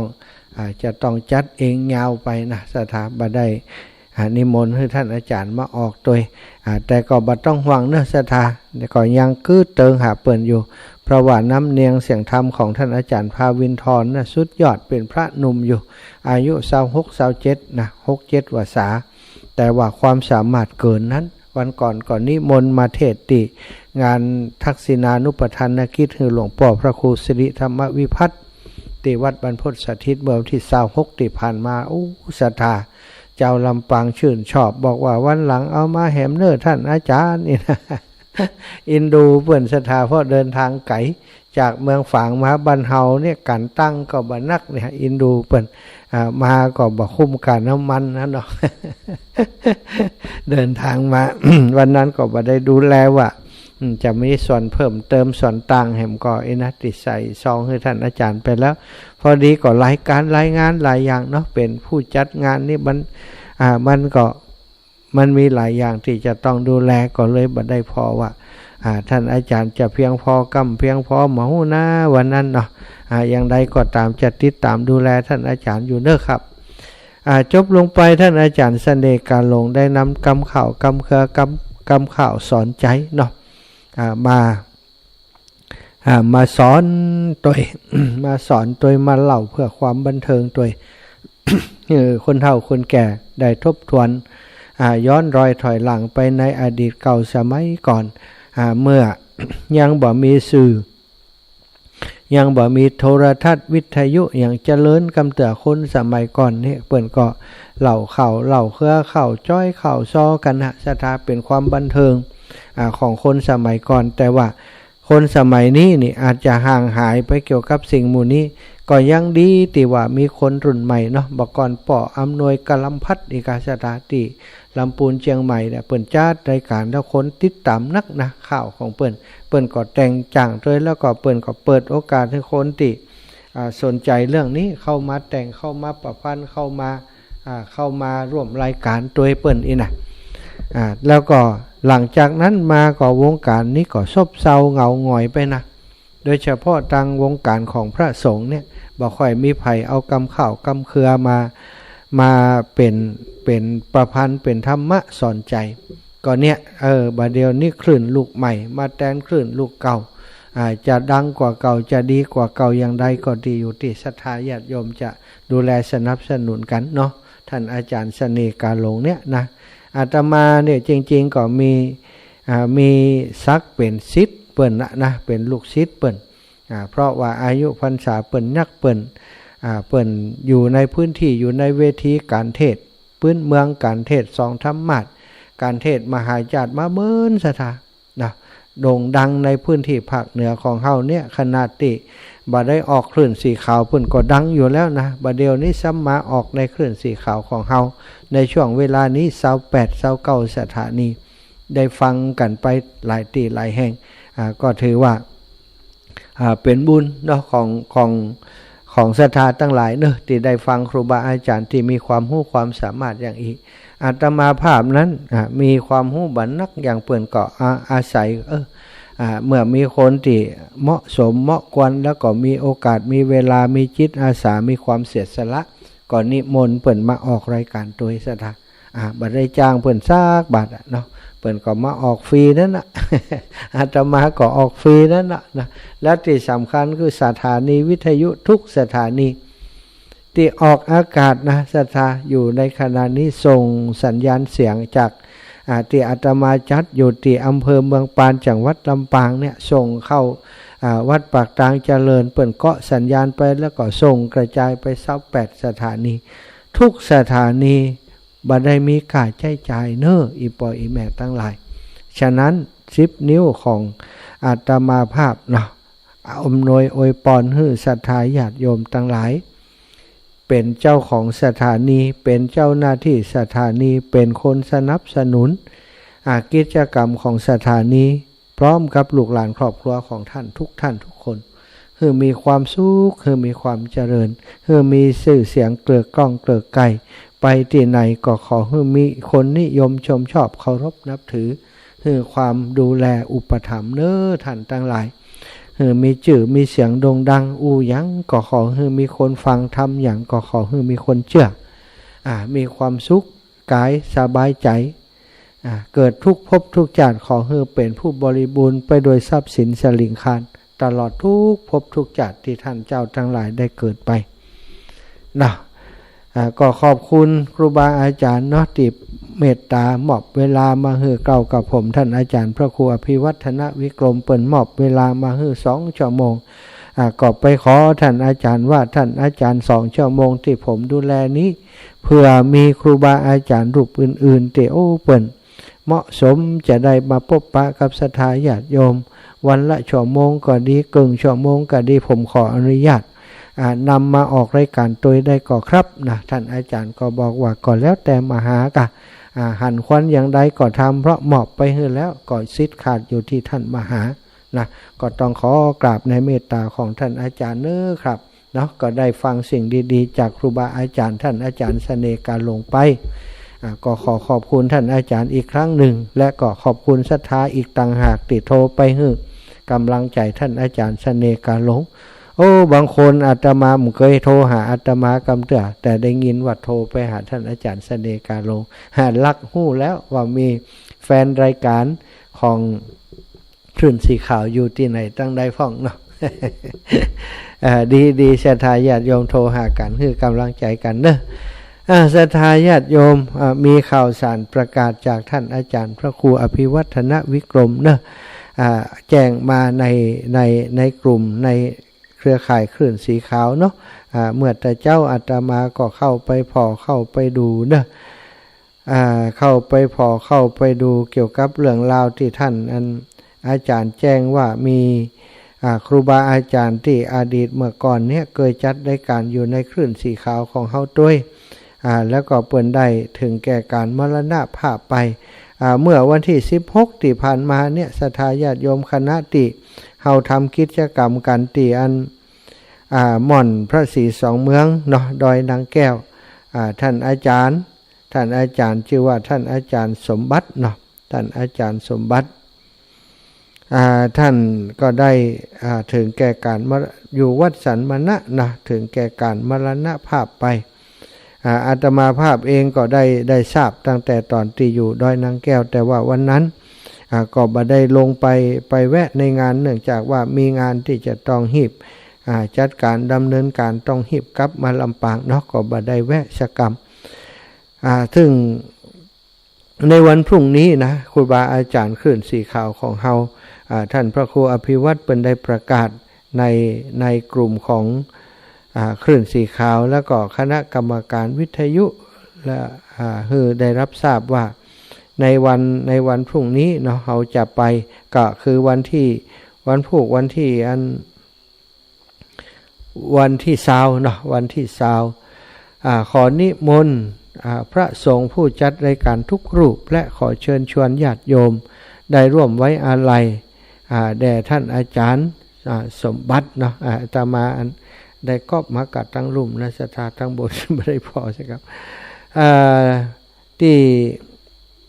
ร่วมไว้อาลัยแด่ท่านต่อเจ้าภาพด้วยการทำบุญทอดผ้าปังสกุลจำนวน10 ไตรณวัดสันมณะตำบลแม่เจดีย์อำเภอเวียงป่าเป้าจังหวัดเชียงรายวันที่20 กันยา 2566 เวลา 14 นาฬิกาจึงแจ้งมาเพื่อทราบเนาะหมายเหตุก็ทำบุญตามอัตยาศัยในศรัทธาอันนี้ประกาศฉบับอันสมบูรณ์นั้นอาตมาบ่ได้ก๊อปมาไว้เนาะเข้าไปดูในกลุ่มของคลื่นสีขาวก็ได้หันข้อความมีเต่าติได้ประกาศไปเนอะเดี๋ยวจะเสาะดูข้อความที่ติดเต็มบริบูรณ์แห่งกรรมก่อนศรัทธาอันนี้ก็เป็นเวลามีกิจกรรมอย่างอีเนาะศรัทธาญาติโยมมีการเป็นการตายเกิดขึ้นเนี่ยครูบาในอาการในเครือข่ายคลื่นสีขาวของเฮาก็บ่ได้ละได้ทิ้งกันเนอะศรัทธามีหยังก็ไปช่วยเหลือเติมไปช่วยเหลือดูแลกันเท่าที่จะได้ช่วยเหลือกันได้เนาะอย่างท่านอาจารย์สมบัตินี่นะถ้าจำบ่ผิดน่าจะแม่นละท่านอาจารย์สมบัติเนี่ยท่านได้เป็นนักจัดรายการมาก่อนจัดรายการอยู่ที่วัดสันมณะหนะแล้วก็จัดรายการเวียงป่าเป้าเรดิโอกาอย่างกาเนี่ยต่อมาท่านอาจารย์เจ้าก็ได้อาพาธเนาะแล้วก็ได้รักษาตัวอยู่โรงพยาบาลมารักษาตัวอยู่ที่วัดสันมณะจนสุดท้ายสุดของชีวิตได้ก็มรณะจากไปวันพรุ่งนี้เนอะครูบาอาจารย์เปิ่นจะไปเป็นน้องเวียงป่าเป้าเป็นน้องตังวังเหนือของเฮาแม่ขจารย์เวียงป่าเป้าวังเหนือถ้าก็แม่สวยถ้าจะมาร่วมการวางผ้าไตรปังสกุลกับครูบาอาจารย์ แล้วก็ไปถวายปัจจัยสนับสนุนการจัดงานงานศพของท่านอาจารย์ในครั้งนี้เนอะท่านอาจารย์เป็นพระลูกวัดสันมณะนะศรัทธาญาติโยมสมภารเจ้าวาดท่านพระครูปริยัติเนาะท่านพระครูปริยัติรัตนกิจหรือไอ้อย่างเนี้ยนะอาตมานี่เป็นคนที่จำไอ้อย่างบ่ค่อยแม่นต่อใด ขอสุมาเถอะถ้าผิดพลาดประการใดตั้งเวียงเป่าพระครูปริยัติรัตนโชติแล้วอีกรูปหนึ่งก็คือหลวงพ่อท่านพระครูปริยัติอาตมาจะถึงว่าแล้วก็ได้ต่อไปเนาะท่านพระครูปริยัติท่านอาจารย์เจ้าอยู่ที่วัดสันมณะเป็นสมภารเจ้าอาวาสอยู่ที่หั่นนี่พระลูกวัดเปิ้นเนอะที่มรณภาพ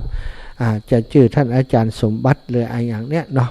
อาตมานี่มาอยู่ที่หลังจัดรายการที่หลังเปิ้นเลยบ่ได้สนิทกับท่านอาจารย์ก็ขอแจ้งให้ศรัทธาท่านทั้งหลายที่ฮู้จักท่านอาจารย์หรือว่าบ่ฮู้จักก็ดีได้รับทราบข่าวการมรณภาพของเปิ้นเนาะวันที่24เปิ้นจะทำการประชุมเพลิงถ้าเฮาบ่ได้ไปเฮาก็ไปเหียก่อนถ้ามาวันที่24ได้วันอาทิตย์ก็มาวันที่24วันอาทิตย์เนาะส่วนอาตมาภาพนั้นวันอาทิตย์ติดงานที่ได้กำหนดหมายกำหนดไว้แล้วก็คืองานที่อาตมาจะทำบุญเปตพีที่วัดบรรพตสถิตบักเคยได้ทำบุญเปตพีกำเตือนเนอะศรัทธาเป็นวัดอยู่ในป่าแล้วศรัทธาญาติโยมส่วนใหญ่ก็เป็นผู้ที่ทำงานราชการผ่องทำงานรัฐวิสาหกิจผ่องอยู่ในหมู่บ้านสันติภาพหมู่บ้านธนวันหมู่บ้านศรีพูนทรัพย์แล้วก็หมู่บ้านบ้านไร่แผ่นดินทองนี่ส่วนใหญ่เปิ่นทำงานเป็นราชการเป็นอย่างไปนักศรัทธาบ่เหมือนวัดที่อยู่ในหมู่บ้านในชุมชนที่จะมีศรัทธาของวัดวาอารามนั้นเปิ่นไปทำบุญเข้าพรรษาออกพรรษาไปฟังเทศน์ฟังธรรมเปตพีไปตานกว่าเข้าหาคนนั้นคนนี้ศรัทธาไปฟังธรรมเปตพีแต่ที่วัดบรรพตสถิตท่านนี้มันเป็นลักษณะของวัดป่าอย่างที่อาตมาว่าบ่มีศรัทธาแบบที่บ้านเฮาทั้งหลายเนาะแล้วก็เลยบ่ได้จัดประเพณีเปตพีซากเตือทีนี้อาตมาก็มาคิดว่าอันบัดเดี๋ยวนี้ศรัทธาญาติโยมเปิ้นหอมกระเบื้องนะหอมกระเบื้องหอมเก้าอี้หอมตั้งที่เป็นอาสนะสงฆ์แต่นสงฆ์ตั้งอาสนะสงฆ์จะไปซื้อราคาแพงๆก็บ่มีสตังค์ศรัทธาญาติโยมเลยไปซื้อไม้ไผ่ที่เพิ่นทำดีนะซื้อไม้ไผ่มาเป็นอาสนะเป็นแต่นสังที่จะให้พระสงฆ์องค์สังฆเจ้าได้ไปนั่งเวลานั่งบนอาสนะเวลาไปประกอบพิธีที่ศาลาสิริธรรมวิพัฒน์นากุฏิสิริธรรมวิพัฒน์ที่อาตมาได้ไปจำพรรษาพัฒนาอยู่ที่หั่นก็เลยจะทำบุญทำบุญติเปิ่นตานกระเบื้องเนาะตานกระเบื้องตานอุปกรณ์วัสดุอุปกรณ์ต่างๆที่เอามาใช้กับการบูรณะปฏิสังขรณ์กุฏิสิริธรรมวิพัฒน์อนุสรณ์แล้วก็เก้าอี้บปอาตมาก็เลยนำเก้าอี้มา100ตัวจะมาทำเป็นเปตพีคือกับบุพการีของอาตมาด้วยแล้วก็พอดีมีศรัทธาญาติโยมเปิ่นได้ทราบข่าวว่าอาตมาทำบุญเปตพีโดยนำเก้าอี้มาเป็นยอดตาลเปิ่นก็มาขอร่วมอันเป็นเจ้าภาพโดยที่แรกเอามา100บัดเดี๋ยวนี้มาพอแล้วรายชื่อที่ศรัทธาส่งมานี่เกิน100ศรัทธา เกิน100แล้วอาตมาก็จำเป็นจะต้องไปแต่เจ้านี่โทรสั่งเปิ่นมาแหม50แต่บอกให้เปิ่นว่าสั่งมาไว้สัก100เนอะแต่อาตมาจะขอมา50นึงก่อนอีก50นึงเนี่ยคิดว่าถ้าวันที่23เนี่ยเขียนรายชื่อแล้วมันหมดแล้วเนาะก็จะเอามาแหม50เผื่อศรัทธาญาติโยมที่เปิ่นมาในวันที่24อีแม่บ่ได้จองไว้ก่อนได้ก่อนท่านอาจารย์ก็อาจจะได้มอบให้เปิ่นไปนะมอบให้เปิ่นได้เขียนชื่อให้เปิ่นแล้วก็จะได้ตานเป็นเปตพีในวันที่24นั่นเลยเนาะแล้วอีกส่วนหนึ่งก็คือมีกับปุกออมสินออมบุญที่อาตมาภาพแล้วก็ทางฝ่ายบริหารสถานีได้ช่วยกันเนาะได้ประชาสัมพันธ์บอกบุญศรัทธาญาติโยมว่าไผอยากจะช่วย การน้ำกับไฟของสถานีวิทยุสถาฟังรายการทุกวันอยากจะทำบุญใส่กันเทศเอาจอมวันละบาท2 บาทก็ใส่ไปเตอะถ้ามันเต็มกระปุกแล้วเขาเอามาตานสถาบางท่านก็บอกว่าท่านอาจารย์เต็มแล้วจะเนี่ยยังได้นี่ ก็เลยว่าเต็มแล้วก็เอามาตานก็อีแม่ก็หาอันโอกาสจะตานบัดได้ดีนัดกันบัดได้ดีนะสถาก็เลยว่าบัดเดียวนี้นัดกันวันที่24เป็นน้ำแล้วเลยเอากับพวกออมสินออมบุญนะ มาตานเป็นเปตตพีคืออุทิศส่วนบุญส่วนกุศลให้กับญาติทั้งหลายที่เป็นล่วงลับไปสู่ปรโลกไปหนาเนาะมีคนถามอาตมาว่าท่านอาจารย์วันที่24นี่มันย่ำถึงเปตตพีคำเตือนหรอเห็นไหม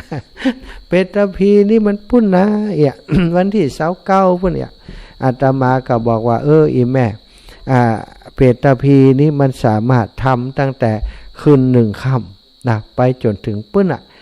เดือนดับปุ้นเดือนดับ15 ค่ำดับ15 ค่ำปุ้นเปิ้นบอกว่าเปิ้นจะปล่อยเพศปล่อยผีปล่อยสัตว์นรกสุมาเตอร์เนาะสัตว์ผู้ที่เปิ้นตกอยู่ในอบายภูมิเนี่ยเปิ้นจะเปิดโอกาสให้ออกมาคนที่มีโทษนักอย่างแล้วเนี่ยเปิ้นก็จะเปิดโอกาสออกมารับส่วนบุญที่ญาติพี่น้องทำบุญไปหาตกทุกข์ใดอยากอยู่ในลำบากในแดนกักกัน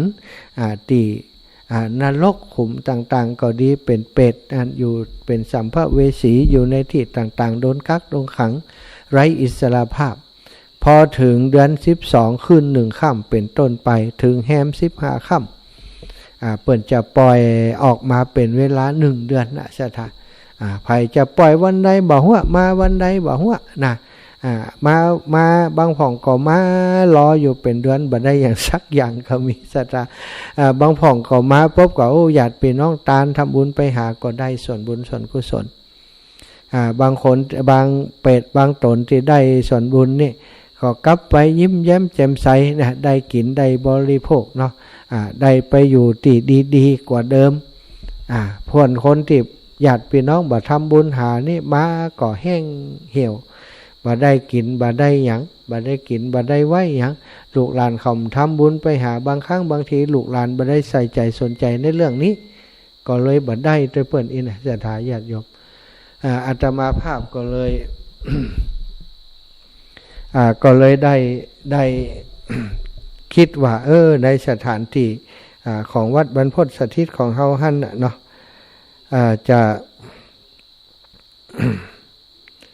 จะทำท่านอาจารย์ได้ถามมาเนาะ อาจารย์ใหญ่ท่านอาจารย์ถามมาจะใช้สถานที่ที่ไหนจัดงานครับเนาะก็จะใช้สถานที่ที่เดิมครับท่านอาจารย์ครับที่ได้ปรับปรุงได้พัฒนาไปแล้วคิดว่าเที่ยวนี้ถ้าบ่ได้กางเต็นท์นะครับท่านอาจารย์เพราะว่ามีสถานที่ที่เฮายกหลังคาขึ้นนะสถาญาติโยมเขาก่อนถ้าญาติโยมท่านที่ได้ไปร่วมบุญในทักษิณานุปทานกิจทักษิณานุปทานกิจเขาก่อนนั่นก็จะหันว่ามีหลังคาต่ำๆอยู่แล้วก็สถาได้นั่งอยู่แถวนั้นเนาะบัดเดี๋ยวนี้ได้ยกขึ้นสูงได้ยกหลังคาขึ้นโล่งแล้วสถาและบริเวณต้นนั้นนี่จะนั่งได้ประมาณเป็น100 คน100 คน100 คนนี่นั่งได้สบายก็คิดว่าในครั้งนี้นี่ศรัทธาก็น่าจะประมาณสัก100นะ เขาก่อนก็คำนวณไว้100มา300นะก็ประมาณนั้นนะเนาะแต่ก็อย่างใดก็ตามจะเอาเต็นท์มาสำรองเหตุสักหน่อยที่จัดสถานที่ตรงนั้นเนี่ยเพราะว่าศรัทธาเข้ามาก็จะได้หันกระเบื้อง กระเบื้องที่อาตมาได้เอามุงที่หลังคาไว้ก็จะเอาได้สายศีลโยงหมดศรัทธาโยงไปที่หลังคาโยงไปที่วัสดุอุปกรณ์ทุกอย่างที่เป็นปัจจัยที่ศรัทธาญาติโยมได้ให้หอมบุญมาร่วมกับอาตมาศรัทธาญาติโยมหอมมาที่ทักษิณานุปทานกิจตัวหอมมาที่อาตมาจัดรายการนี้ตัวรวมกับปัจจัยของอาตมาที่ได้เก็บหอมล้อมริบตั้งแต่ ไปหั่นไปนี่ศรัทธาหอมเป็นส่วนตัวมา โอ้ประเดี๋ยวนี้ติดข้างอยู่บัญชีหันประมาณ10,000 กว่าบาทศรัทธาเอามาซื้ออุปกรณ์อย่างต่างๆเนี่ยเนาะถ้าจะล้อไปบอกป่อเลี้ยงเอียงคำคนต่างๆทั้งหลายก็กว่าจะรบกวนเปิ่นก่อแจ้งบอกข่าวเนี่ยบอกข่าวสารงานบุญให้ศรัทธาญาติโยมติดตามรับฟังทางสถานีเนี่ยได้รับฟังก็เป็นตั้ง10ตั้ง20ตั้ง100 200ศรัทธาให้หอมกันบางพ่องก็4-500ที่เปิ่นเข้าใจแล้วเปิ่นอยากทำเนาะเปิ่นก็ทำมาก็ดีใจว่าเวลาอาตมาทำกิจกรรมอย่างอีเนี่ยศรัทธาเปิ่นเข้าใจเปิ่นก็เมตตามาร่วมบุญตัวอย่างวันนี้นะศรัทธาญาติโยมพี่น้องตังคลื่นสีขาวของเฮาเนาะมีโยมป่อโยมแม่ท่านหนึ่งขี่รถมอเตอร์ไซค์ไปเฮาพออันเพียกันเข้ามาเดินก่อนลำบากนะแต่ว่ายังอุตส่าห์ขับรถเข้าไปถึงวัดบรรพตสถิตเพื่อจะไปหอมสตังค์500 บาทหอมเป็นกระเบื้องแล้วก็อาตมาก็ได้บอกให้อีป่อไปชื่อว่าป่อสนิทแม่สมพรเทพโสภาเนาะก็บอกว่าความจริงกระเบื้องก็เกือบจะปอแล้วเหมือนกันนะป่อแต่ตอนนี้ก็เปิดโอกาสให้ศรัทธาญาติโยมที่เปิดใครร่วมบุญชื่อเป็นเจ้าภาพกระเบื้องเนี่ยเพราะว่าส่วนหนึ่งเนี่ยมันก็ต้องเอาไปซื้อเล็กซื้ออย่างตัวถ้าเขาจะบอกว่าเล็กเส้นต่ออันต่ออีนมันจะเป็นการลำบากกับศรัทธาญาติโยมที่เปิดจะตัดสินใจเนาะเล็กเส้นละ700-800ใครจะเป็นเจ้าภาพมันก็จะเพิ่มเรื่องราวขึ้นมาแหมก็เลยว่าเอาเป็นกระเบื้องเนี่ยเขาก็เอาไปรวมกันก็เลยว่าตามทักษิณานุปทานกิจนี้ก็จะเอาได้ใส่ศีลล้วงใจทั้งหมดศรัทธาแล้วก็จะเว้นตาลให้กับศรัทธาญาติโยมที่เปิ่นตั้งใจจะอุทิศส่วนบุญไปให้ญาติพี่น้องเปิ่นทั้งหลายแล้วที่สำคัญในวันนั้นศรัทธาญาติโยมจะมีการเทศน์เปตพีแบบ2 ธรรมาสน์โดยท่านอาจารย์เสน่กาหลงและก็ท่านอาจารย์ดนุพลมุนิวังโสท่านอาจารย์เสน่กาหลงชื่อแต้เปิ้นว่าชื่อพระอธิการเสวตนะศรัทธาปัญญาวชิโลท่านอาจารย์ตุปีเก๋หรือว่าพระอาจารย์ดนุพลมุนิวังโส2 รูป 2 องค์นี้เปิ้นจะไปเทศน์เปตพีแบบ2 ธรรมาสน์เป็นเมตตาต่ออาตมาเป็นอย่างยิ่งศรัทธาทั้งหลายถ้าปกตินี่นะจะหาเปิ้นเทศน์นี่ติดต่อเปิ้นไว้เป็นปีเพิ่นนะเนาะในช่วงนี้งานเปิ้นก็บ่ค่อยว่างแต่พออาตมากำหนดงานมาแจ้งให้เปิ้นไปเปิ้นว่ายินดีเน้อท่านอาจารย์สมชาติผมจะไปเทศน์ให้ผมจริงๆก็มีงานอื่นอยู่กะแต่งานอื่นนั้นผมสามารถให้คนอื่นไปแทนได้แต่งานของท่านอาจารย์พระมหานพดลของท่านอาจารย์สมชาติผมยินดีจะไปช่วยเนาะถึงอาจารย์นพดลซึ่งเป็นเจ้าอาวาสที่วัดบรรพตสถิตท่านนี่เปิ่นเป็นประธานส่งเผยแผ่พระพุทธศาสนาจังหวัดลำปางตัวศรัทธาเปิ่นก็เมตตาเนาะจวนอาตมาคือไปอยู่ตัวแล้วก็จวนไปอยู่ที่กุฏิที่มัน หลังใหญ่บ่เล็กบ่เล่นน่ะแล้วก็มันก็ยังว่านะเนาะเปิ่นมาอยู่มา 5-6 ปีหลังนั้นน่ะเป็นตีไว้หนังสือเป็นตีไว้เข้าของอายังสะปะสะเป็ดกวยเต็ดมะละกออุกไปหมดเนาะต้นไม้ต้นตอกเขียวเขาเถาวันขึ้นเต็มนั่นน่ะอาจารย์ก็หันว่าอาตมาชอบป่าชอบเขานะป่าไปอยู่ที่หันก็เลยได้มีโอกาสได้รับใจท่านอาจารย์โดยการไปบูรณะปฏิสังขรณ์เนาะท่านอาจารย์เป็นผู้มีวิสัยทัศน์คงจะหันว่าถ้าอาตมาไปอยู่ได้นี่ถ้าจะอยู่บ่เหมือน ถ้ามีการทำเหี่ยน้อยถ้าจะอยู่เหมือนน้อยนอกเพิ่นก็มอบหมายทำนะศรัทธาก็ดีใจว่าได้ไปรับใจครูบาอาจารย์เนาะท่านอาจารย์เพิ่นก็เป็นตนบุญเป็นตนเมตตานะศรัทธาไปเทศน์ไปสอนไปอบรมไปประชุมงานนี่วัน 3-4 งานบ่ได้ว่างสักวันน่ะแต่ว่าเวลาวันใดที่อยู่วัดอยู่วาเนี่ยถือมิดถือจอบทำการทำงานกับพระภิกษุสงฆ์องค์เนรที่อยู่ในวัด 4-5 รูป 4-5 ตนเนี่ยท่านอาจารย์ก็ยังทำงานกรรมกรกับหมู่เฮาอยู่เพี้ยวพัดปัดกวาดเป่าใบไม้อย่างแถวบริเวณวัดบรรพตสถิตแห่งนั้นอยู่ทุกวันศรัทธา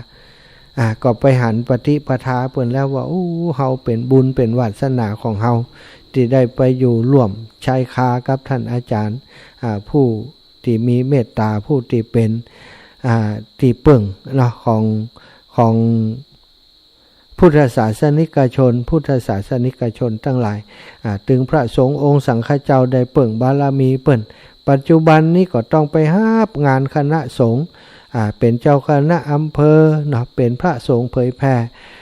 ดูแลเรื่องการศึกษาแล้วก็ได้รับมอบหมายให้หลวงจากหลวงพ่อใหญ่รองเจ้าหลวงพ่อเจ้าคณะภาคหลวงพ่อเจ้าคณะจังหวัดให้ได้ไปดูแลบริหารวิทยาลัยสงฆ์นครลำปางแห่งตำแหน่งหนึ่งภาระหน้าที่งานของเปิ้นเนี่ยศรัทธาเฮยนักหนาปะปานเนาะก็เลยว่าได้ไปอยู่หันก็จะอุทิศตนอุทิศตัวช่วยดูแลครูบาอาจารย์ปรับปรุงเสนาสนะซ่อมแซมก่อยเนี่ยก่อยสร้างก่อยทำไปอาตมามีความเชื่ออย่างหนึ่งว่าถ้าเฮาคิดดีถ้าเฮาทำดีคนที่คิดดีอย่างเฮาคนที่ทำดีอย่างเฮาคนที่หันประโยชน์ของการทำงานแบบที่เฮาทำก็จะมาช่วยกันอย่างที่ทำทุกวันนี้นะศรัทธาญาติโยมถ้าจะนับตัวเลขที่ศรัทธาญาติโยมได้หายหอมมานี่นะมันนักหนาปะปานเนอะ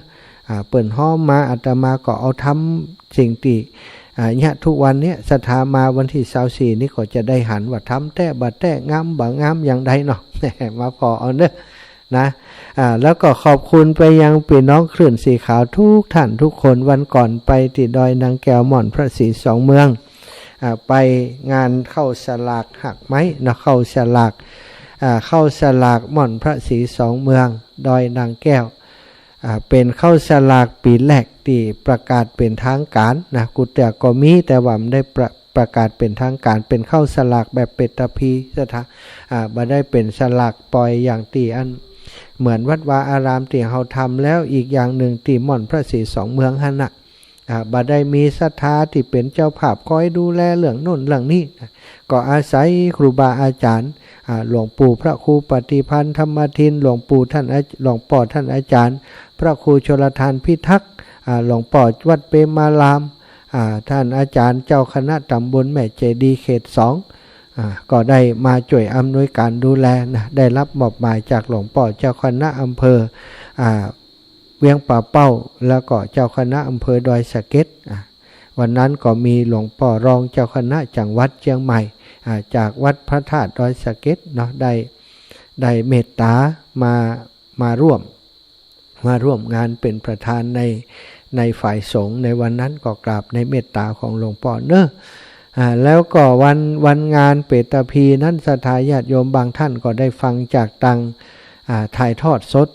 ที่มีการถ่ายทอดสดออกจากม่อนพระศรีสองเมืองไปบางพ่องก็ได้ฟังจากไลฟ์สดบางพ่องก็ได้ฟังจากตัง YouTube บางพ่องก็ได้ฟัง ลำปางนี่ว่าได้ถ่ายทอดมาวันนั้นก็เลยว่าได้ฟังนะก็มาเป็นยังศรัทธาวันนั้นนี่เป็นว่าวันที่มีงานเนาะวันที่16เนี่ยก็ฝนตกเห็นไหมศรัทธากลางคืนนี่ก็ตกมาบะนะอากาศบนหันนี่หนาวเลยล่ะห่มผ้าห่ม2 ผืนเหมือนกับหน้าหนาวศรัทธาอยู่บ้านเฮานี่มันไปได้ห่มผ้าห่มอย่างไปพุ่นต้องห่มผ้าห่ม2 ผืนหนาวเลยแจ้งมาบ่เจ้าก็ขอเตอฟ้าขอเตอฝนมนุษย์เมืองคนเพื่อจะกินข้าวฉลาก จะไปตกเตื้อเปิ่นกัดทยอยตกมามัดเม็ดตกเป็นระยะก็เป็นห่วงว่าถ้าศรัทธาญาติโยมมานักธรรมมาตกมาบะนี่เปิ่นจะอยู่ที่ไหนกันนะศรัทธาก็เป็นดีฝนนี่นะพอขวายมาศรัทธาเริ่มมาเปิ่นก็ก่อยยั่งคายเม็ดไปแต่ว่าสถานที่ฝนตกมันไปแล้วมันก็เจอะแจ๊ะเนาะศรัทธาทั้งหลายเขากว่าคนเฒ่าเปิ่นจะเต่าจะพันเลิศเถอะตีมันบ่เปียงไอ้ปล่อยไอ้แม่ทั้งหลายมันเป็นเนินเป็นอย่างเก้าอี้กำป้อหนัง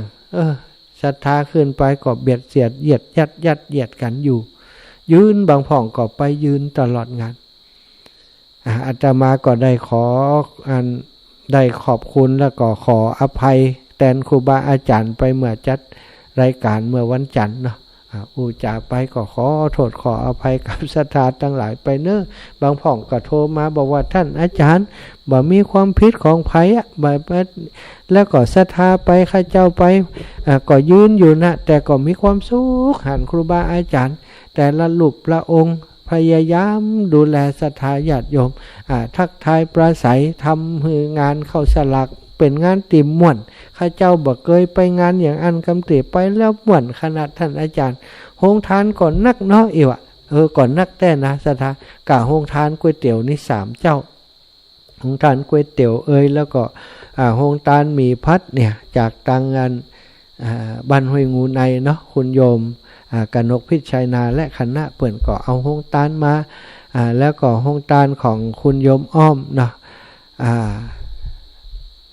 พรพันประพรประพันธ์ ชื่อเปิ่นชื่อเนี่ยคุณโยมอ้อมเอาก๋วยเตี๋ยวมาเป็นร้อยเป็นปันถ้วยสถาก๋วยเตี๋ยวของหลวงป่ออันหลวงป่อปุ้นแหมนะหลวงป่ออันวัดป่างิ้วนะท่านอาจารย์เจ้าวัดป่างิ้วกราบนมัสการเจ้าข้ากำลังกลับจากวัดมาบาเดียวนี้เจ้าโอ้โยมแม่คุณปราณี10 พรางเนาะโยมแม่ก็เป็นเจ้าภาพกันเทศฮื้อนั่นน่ะ เป็นอันจะดูแลกันเทศฮื้อกันเทศ2 ธรรมาสวันที่24ศรัทธาญาติโยมเนาะพี่น้องลำปางถ้าฟังอยู่ก็ดีพี่น้องตังเชียงใหม่เชียงรายถ้าบัดติดยังนะพี่น้องเชียงใหม่ก็แจ้งความประสงค์มา2-3 คณะแล้วเนาะโยมแม่ครูธัญญาว่าจะไปแวะคือกำลังใจอาตมาโยมแม่อมรวรรณเล้ากุลก็บอกว่าจะไปนะท่านอื่นๆนี่ก็ยังบ่มีแจ้งที่กำหนดการแน่นอนว่าถ้ามีโอกาสจะไปนะตอนนี้โอกาสดีแล้วเนอะใครจะมาก็มาคือกำลังใจมาแอวมาดูว่าโอ้สถานที่อาตมาทำเนี่ยทำไมถึงตั้งใจจะทำศรัทธามาหันจะเข้าใจนะหันแล้วจะมีความสุขกับสิ่งที่ศรัทธาญาติโยมเปิ่นช่วยกันเนี่ยกันทำหรือว่าบางคนที่เปิ่นหอมมาแล้วเนี่ยบ่ได้หันกำเตือว่าท่านอาจารย์สมชาติเนี่ยยังได้งามกับบ่งามเนี่ยเปิ่นบ่มี Facebook เปิ่นบ่มีอะไรอย่างที่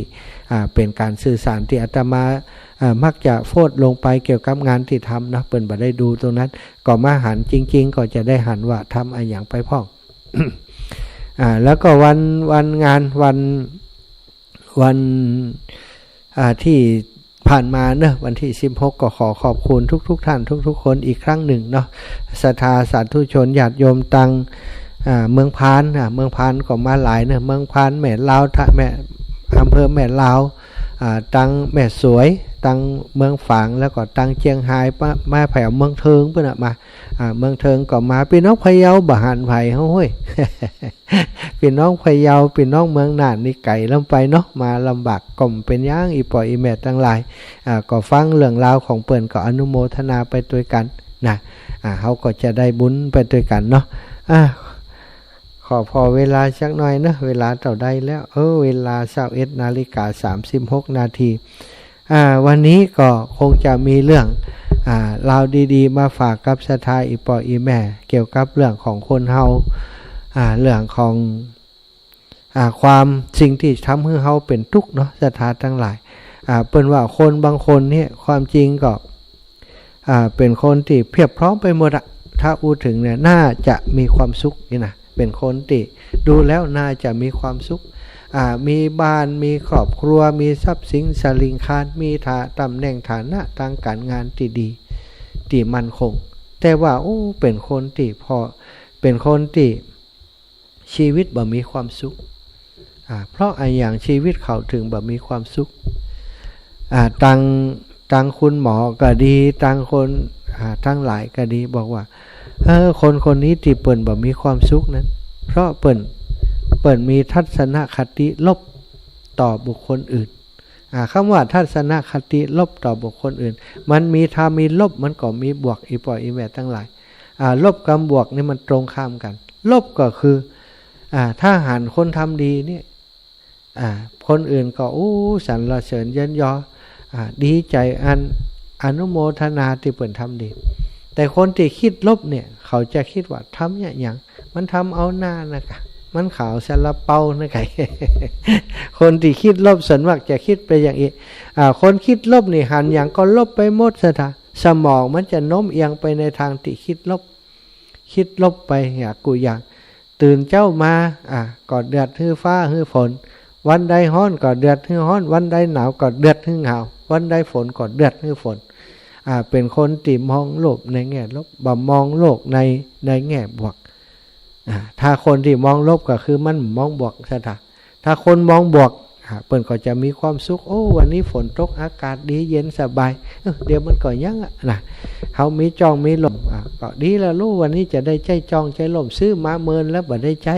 ซื้อผ้ากันฝนมาเมินแล้วบ่ได้ใจโอ้ฝนตกดีใจเอาผ้ากันฝนมาใส่ไปเนี่ยกันเข้าท่าดีโลใจประโยชน์ได้อีก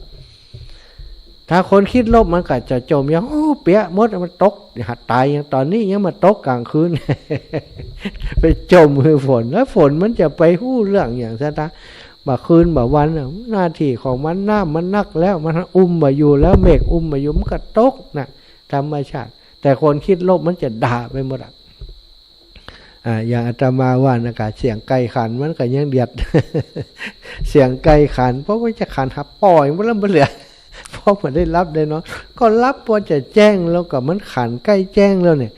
จมมือไก่บางพรอยู่ไก่บ้านไก่จองเปิ่นบ้านห้านี่เลี้ยงไก่เนี่ยอย่างบ้านห้านี่บ้านเลี้ยงหมาเนี่ยอย่าง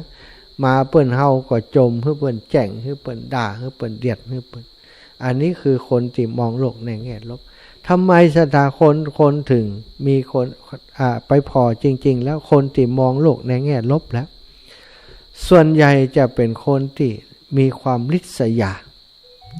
ยาสูงอยู่ในตัวความริษยานี่มีอยู่2ระดับ3ระดับอิตนะริษยาแบบธรรมดา หันคนเปิ่นงามกับบืนมากะกับบ่ชอบหันคนงามถ้าหันคนงามถ้าหันคนนั้นคนนี้เป็นว่าโอ้ยอีน้องงามเลยรู้สึกบ่ชอบใจรู้สึกบ่ชอบใจรู้สึกรำคาญใจรู้สึกรำคาญใจรู้สึกรำคาญใจอันนี้คือแบบเบาๆแบบเบาๆลักษณะเบาๆอิจฉาริษยานักขึ้นมาแหมหน่อยหันเปิ้นได้ดิบได้ดีหันเปิ้นมีกินมีใจนี่ก็จังเปิ้นซะท่าจังเปิ้นจังคือบ่อยากฮู้บ่อยากหันฮู้หันแล้วก็บ่ม่วนใจบ่ม่วนใจเดือดร้อนใจตะกี้เน้นแค่อันบ่อยากหันนะบ่อยากฮู้บ่อยากหันแล้วก็งุดงิดใจอันนี้นี่รำคาญใจเลยจังเลยจังแต่ก็บ่ยะหยังจังหลายจังก็คือชอบขี้น้ำชอบอย่างเนี้ยซะท่าแล้วก็ระดับที่3คือนี่ริษยาสูงพยายามจะกันแกล้งคนที่เป็นคนดีศรัทธาเคยได้ยินมีคนหนึ่งถ้าหันแม่ยิงงามนี่เอาน้ำกรดไปสาดถามว่าฮู้จักกันมาก่อนจังกันก็ยังได้ครับมาฮู้จักถ้าหันคนงามแล้วตรงเนี้ยอย่างนี้อันนี้คือริษยาโดนจับเข้าคุกเข้าตารางไปอันนี้ริษยาสูงริษยาถูกหันทุนนั้นทำคนงามความดีหันทุนนั้นร่ำรวยก็ไปกันแกล้งเปิ่นไปฟ้องร้องไปร้องเรียนไปทำให้เปิ่นเดือดร้อนทำให้เปิ่นสูญเสียทรัพย์สินอย่างอีก็มีสถาอีปล่อยอีแม่ตั้งหลายเนี่ยเปิ่นบอกว่าคนเฮานี่สิ่งที่น่ากลัวที่สุดนี่คือจิตของตัวเก่าโดยเฉพาะจิตที่ประกอบไปด้วยความริษยาเนี่ยจะเป็นจิตที่บ่มีความสุขเนี่ยอย่างใดศรัทธาญาติโยมที่จะบ่ให้เฮามีความริษยาคนอื่นก็ต้องเป็นคนที่มีจิตใจที่มีความเมตตาความเมตตานี่มันจะไปทำลายความริษยาในใจของเฮาได้เฮาเมตตาถ้าเฮามีความเมตตาเฮาจะเป็นคนที่หันคนเปิ่นได้ดิบได้ดีเฮาก็ดีใจตัวอย่างป่ออย่างแม่เมตตาลูกเนี่ยหันลูกได้ดีหันลูกจบการศึกษาดีใจมีความสุขที่หันลูกจบการศึกษาถ้าเมื่อใดเฮามีความรู้สึกอย่างอันต่อคนทั้งหลาย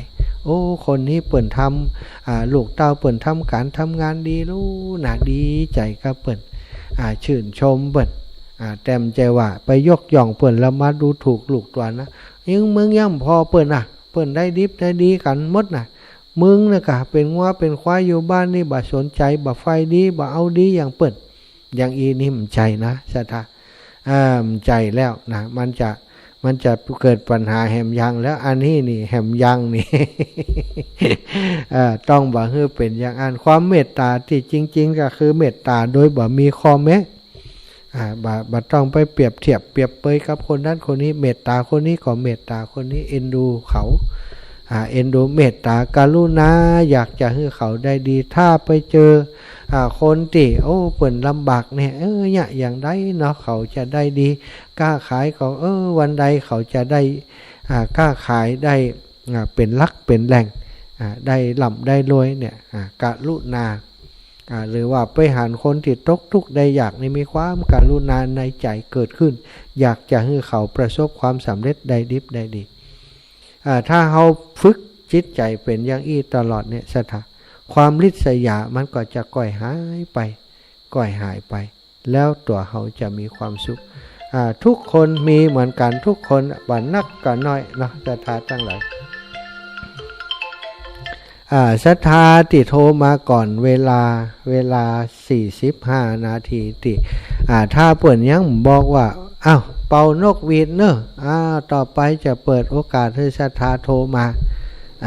เปิดโอกาสให้ศรัทธาโทรมาเนอะนะถ้าเขาโทรมาก่อนนี่แสดงว่าเขาแหกกติกา เบอร์นี่พยายามโทรมาหาอาตมาหาอาตมาเนาะ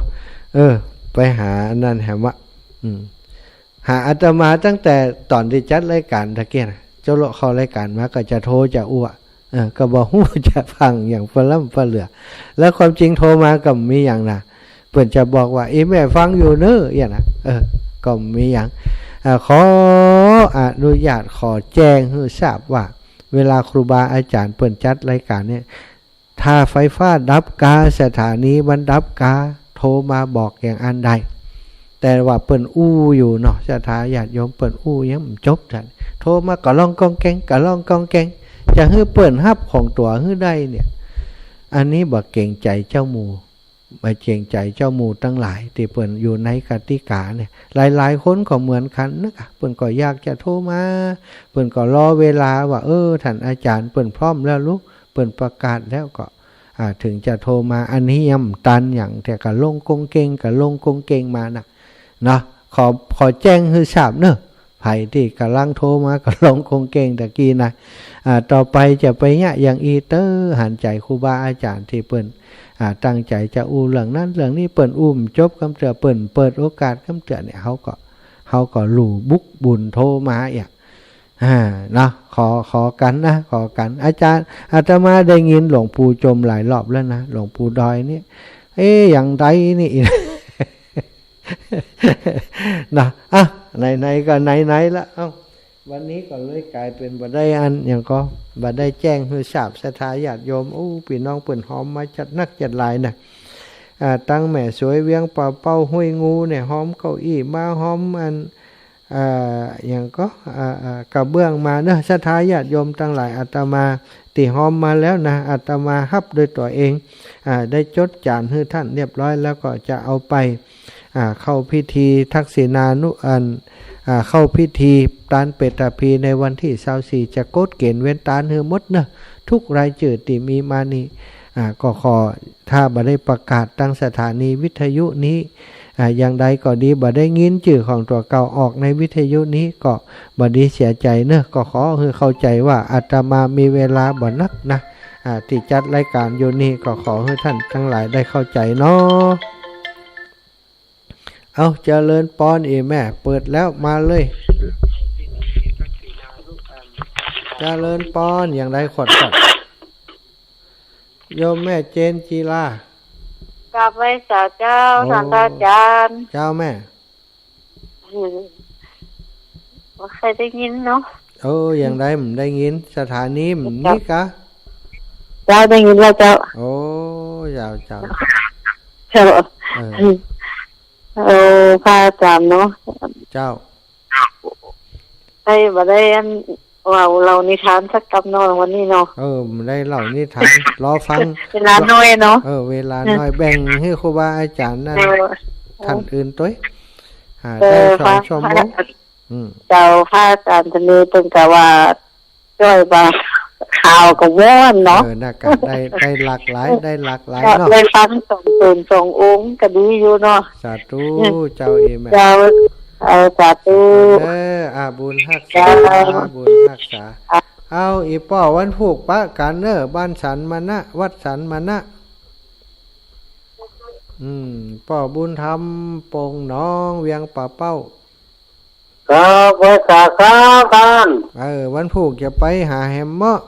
ไปเวียงป่าเป้าแฮมเมาะครับไปกันเนอไปหากันได้ยินกันนี่ครับนี่ครับ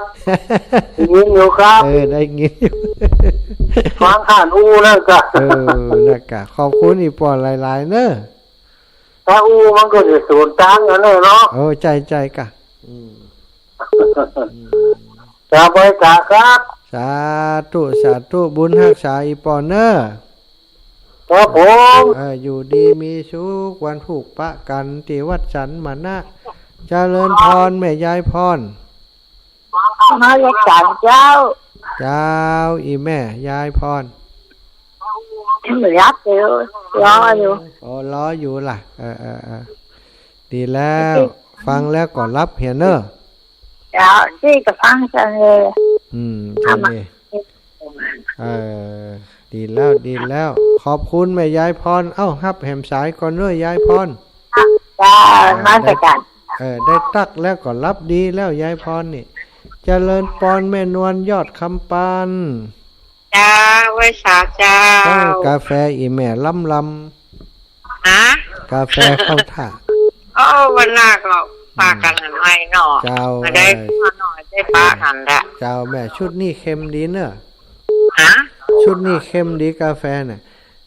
เจ้าถ้าจะเอาแล้วแต่เขาจะเอาเขาอยากสูตรกลางก็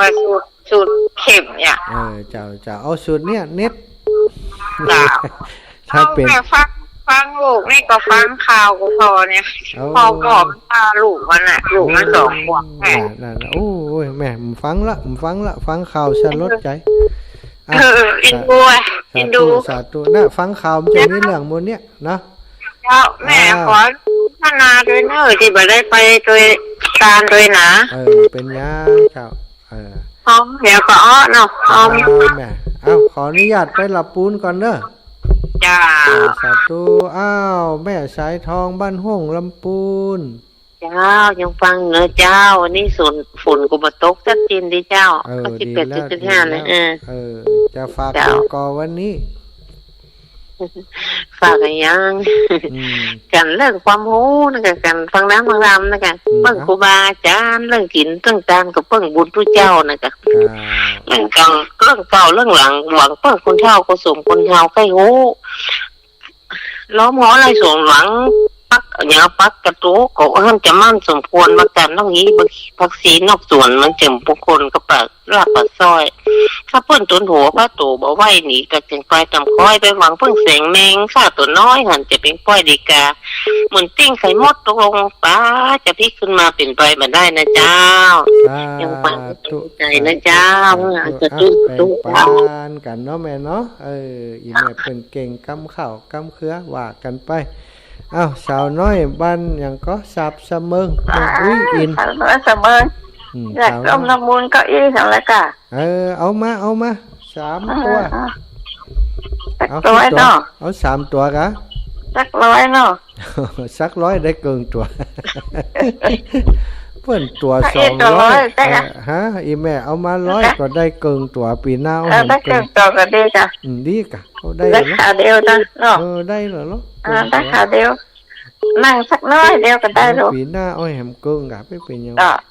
ปีหน้าเกิน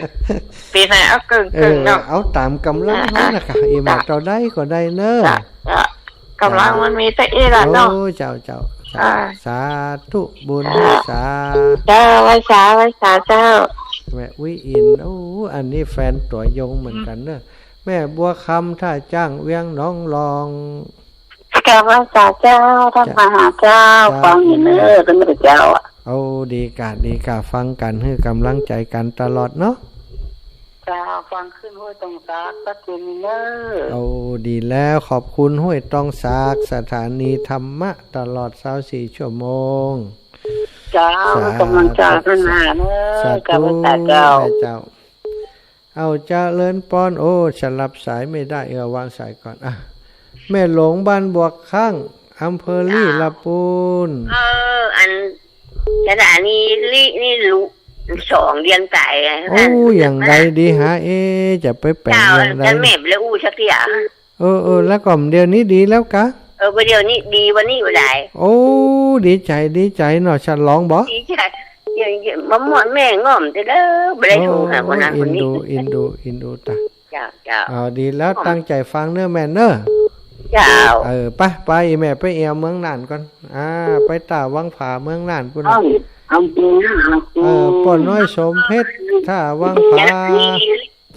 ครับผมน่านครับมุเจตาวังผาอำเภอภูเพียงครับเอาไปอยู่แหมตีมไปติ๊กอำเภอภูเพียงครับภูเพียงเนาะเดี๋ยวจะแก้ไขกันก่อนอยู่ตาวังผาติ๊กเนี่ยใช่ครับมันใช่อีปอสบายดีเนาะฝนยั่งฟังแล้วก็สบายดีครับเย็นแล้วคงแล้วครับดีละทุกถ้ามันซ้ำติ๊กกว่ามันจะอันน้ำจะน้องเขาจะโยดมาถึงเพศด้วยครับจ้าขอบคุณอีปอเนอร์บุญรักษาจ้าขอบคุณแถมสายหนึ่งพี่น้องแม่มอนตันวงบ้านเราพาก้อยเจ้าไหว้ศาลเจ้าวันนี้ท่านมันทำเลิกแต่ว่าเลิกแต่ก็จะ10 โมงแล้วเจ้าไหว้ศาลนะเจ้าสาธุโยมแม่เจ้าเป็นน้องเราปะก้อยเจริญปอน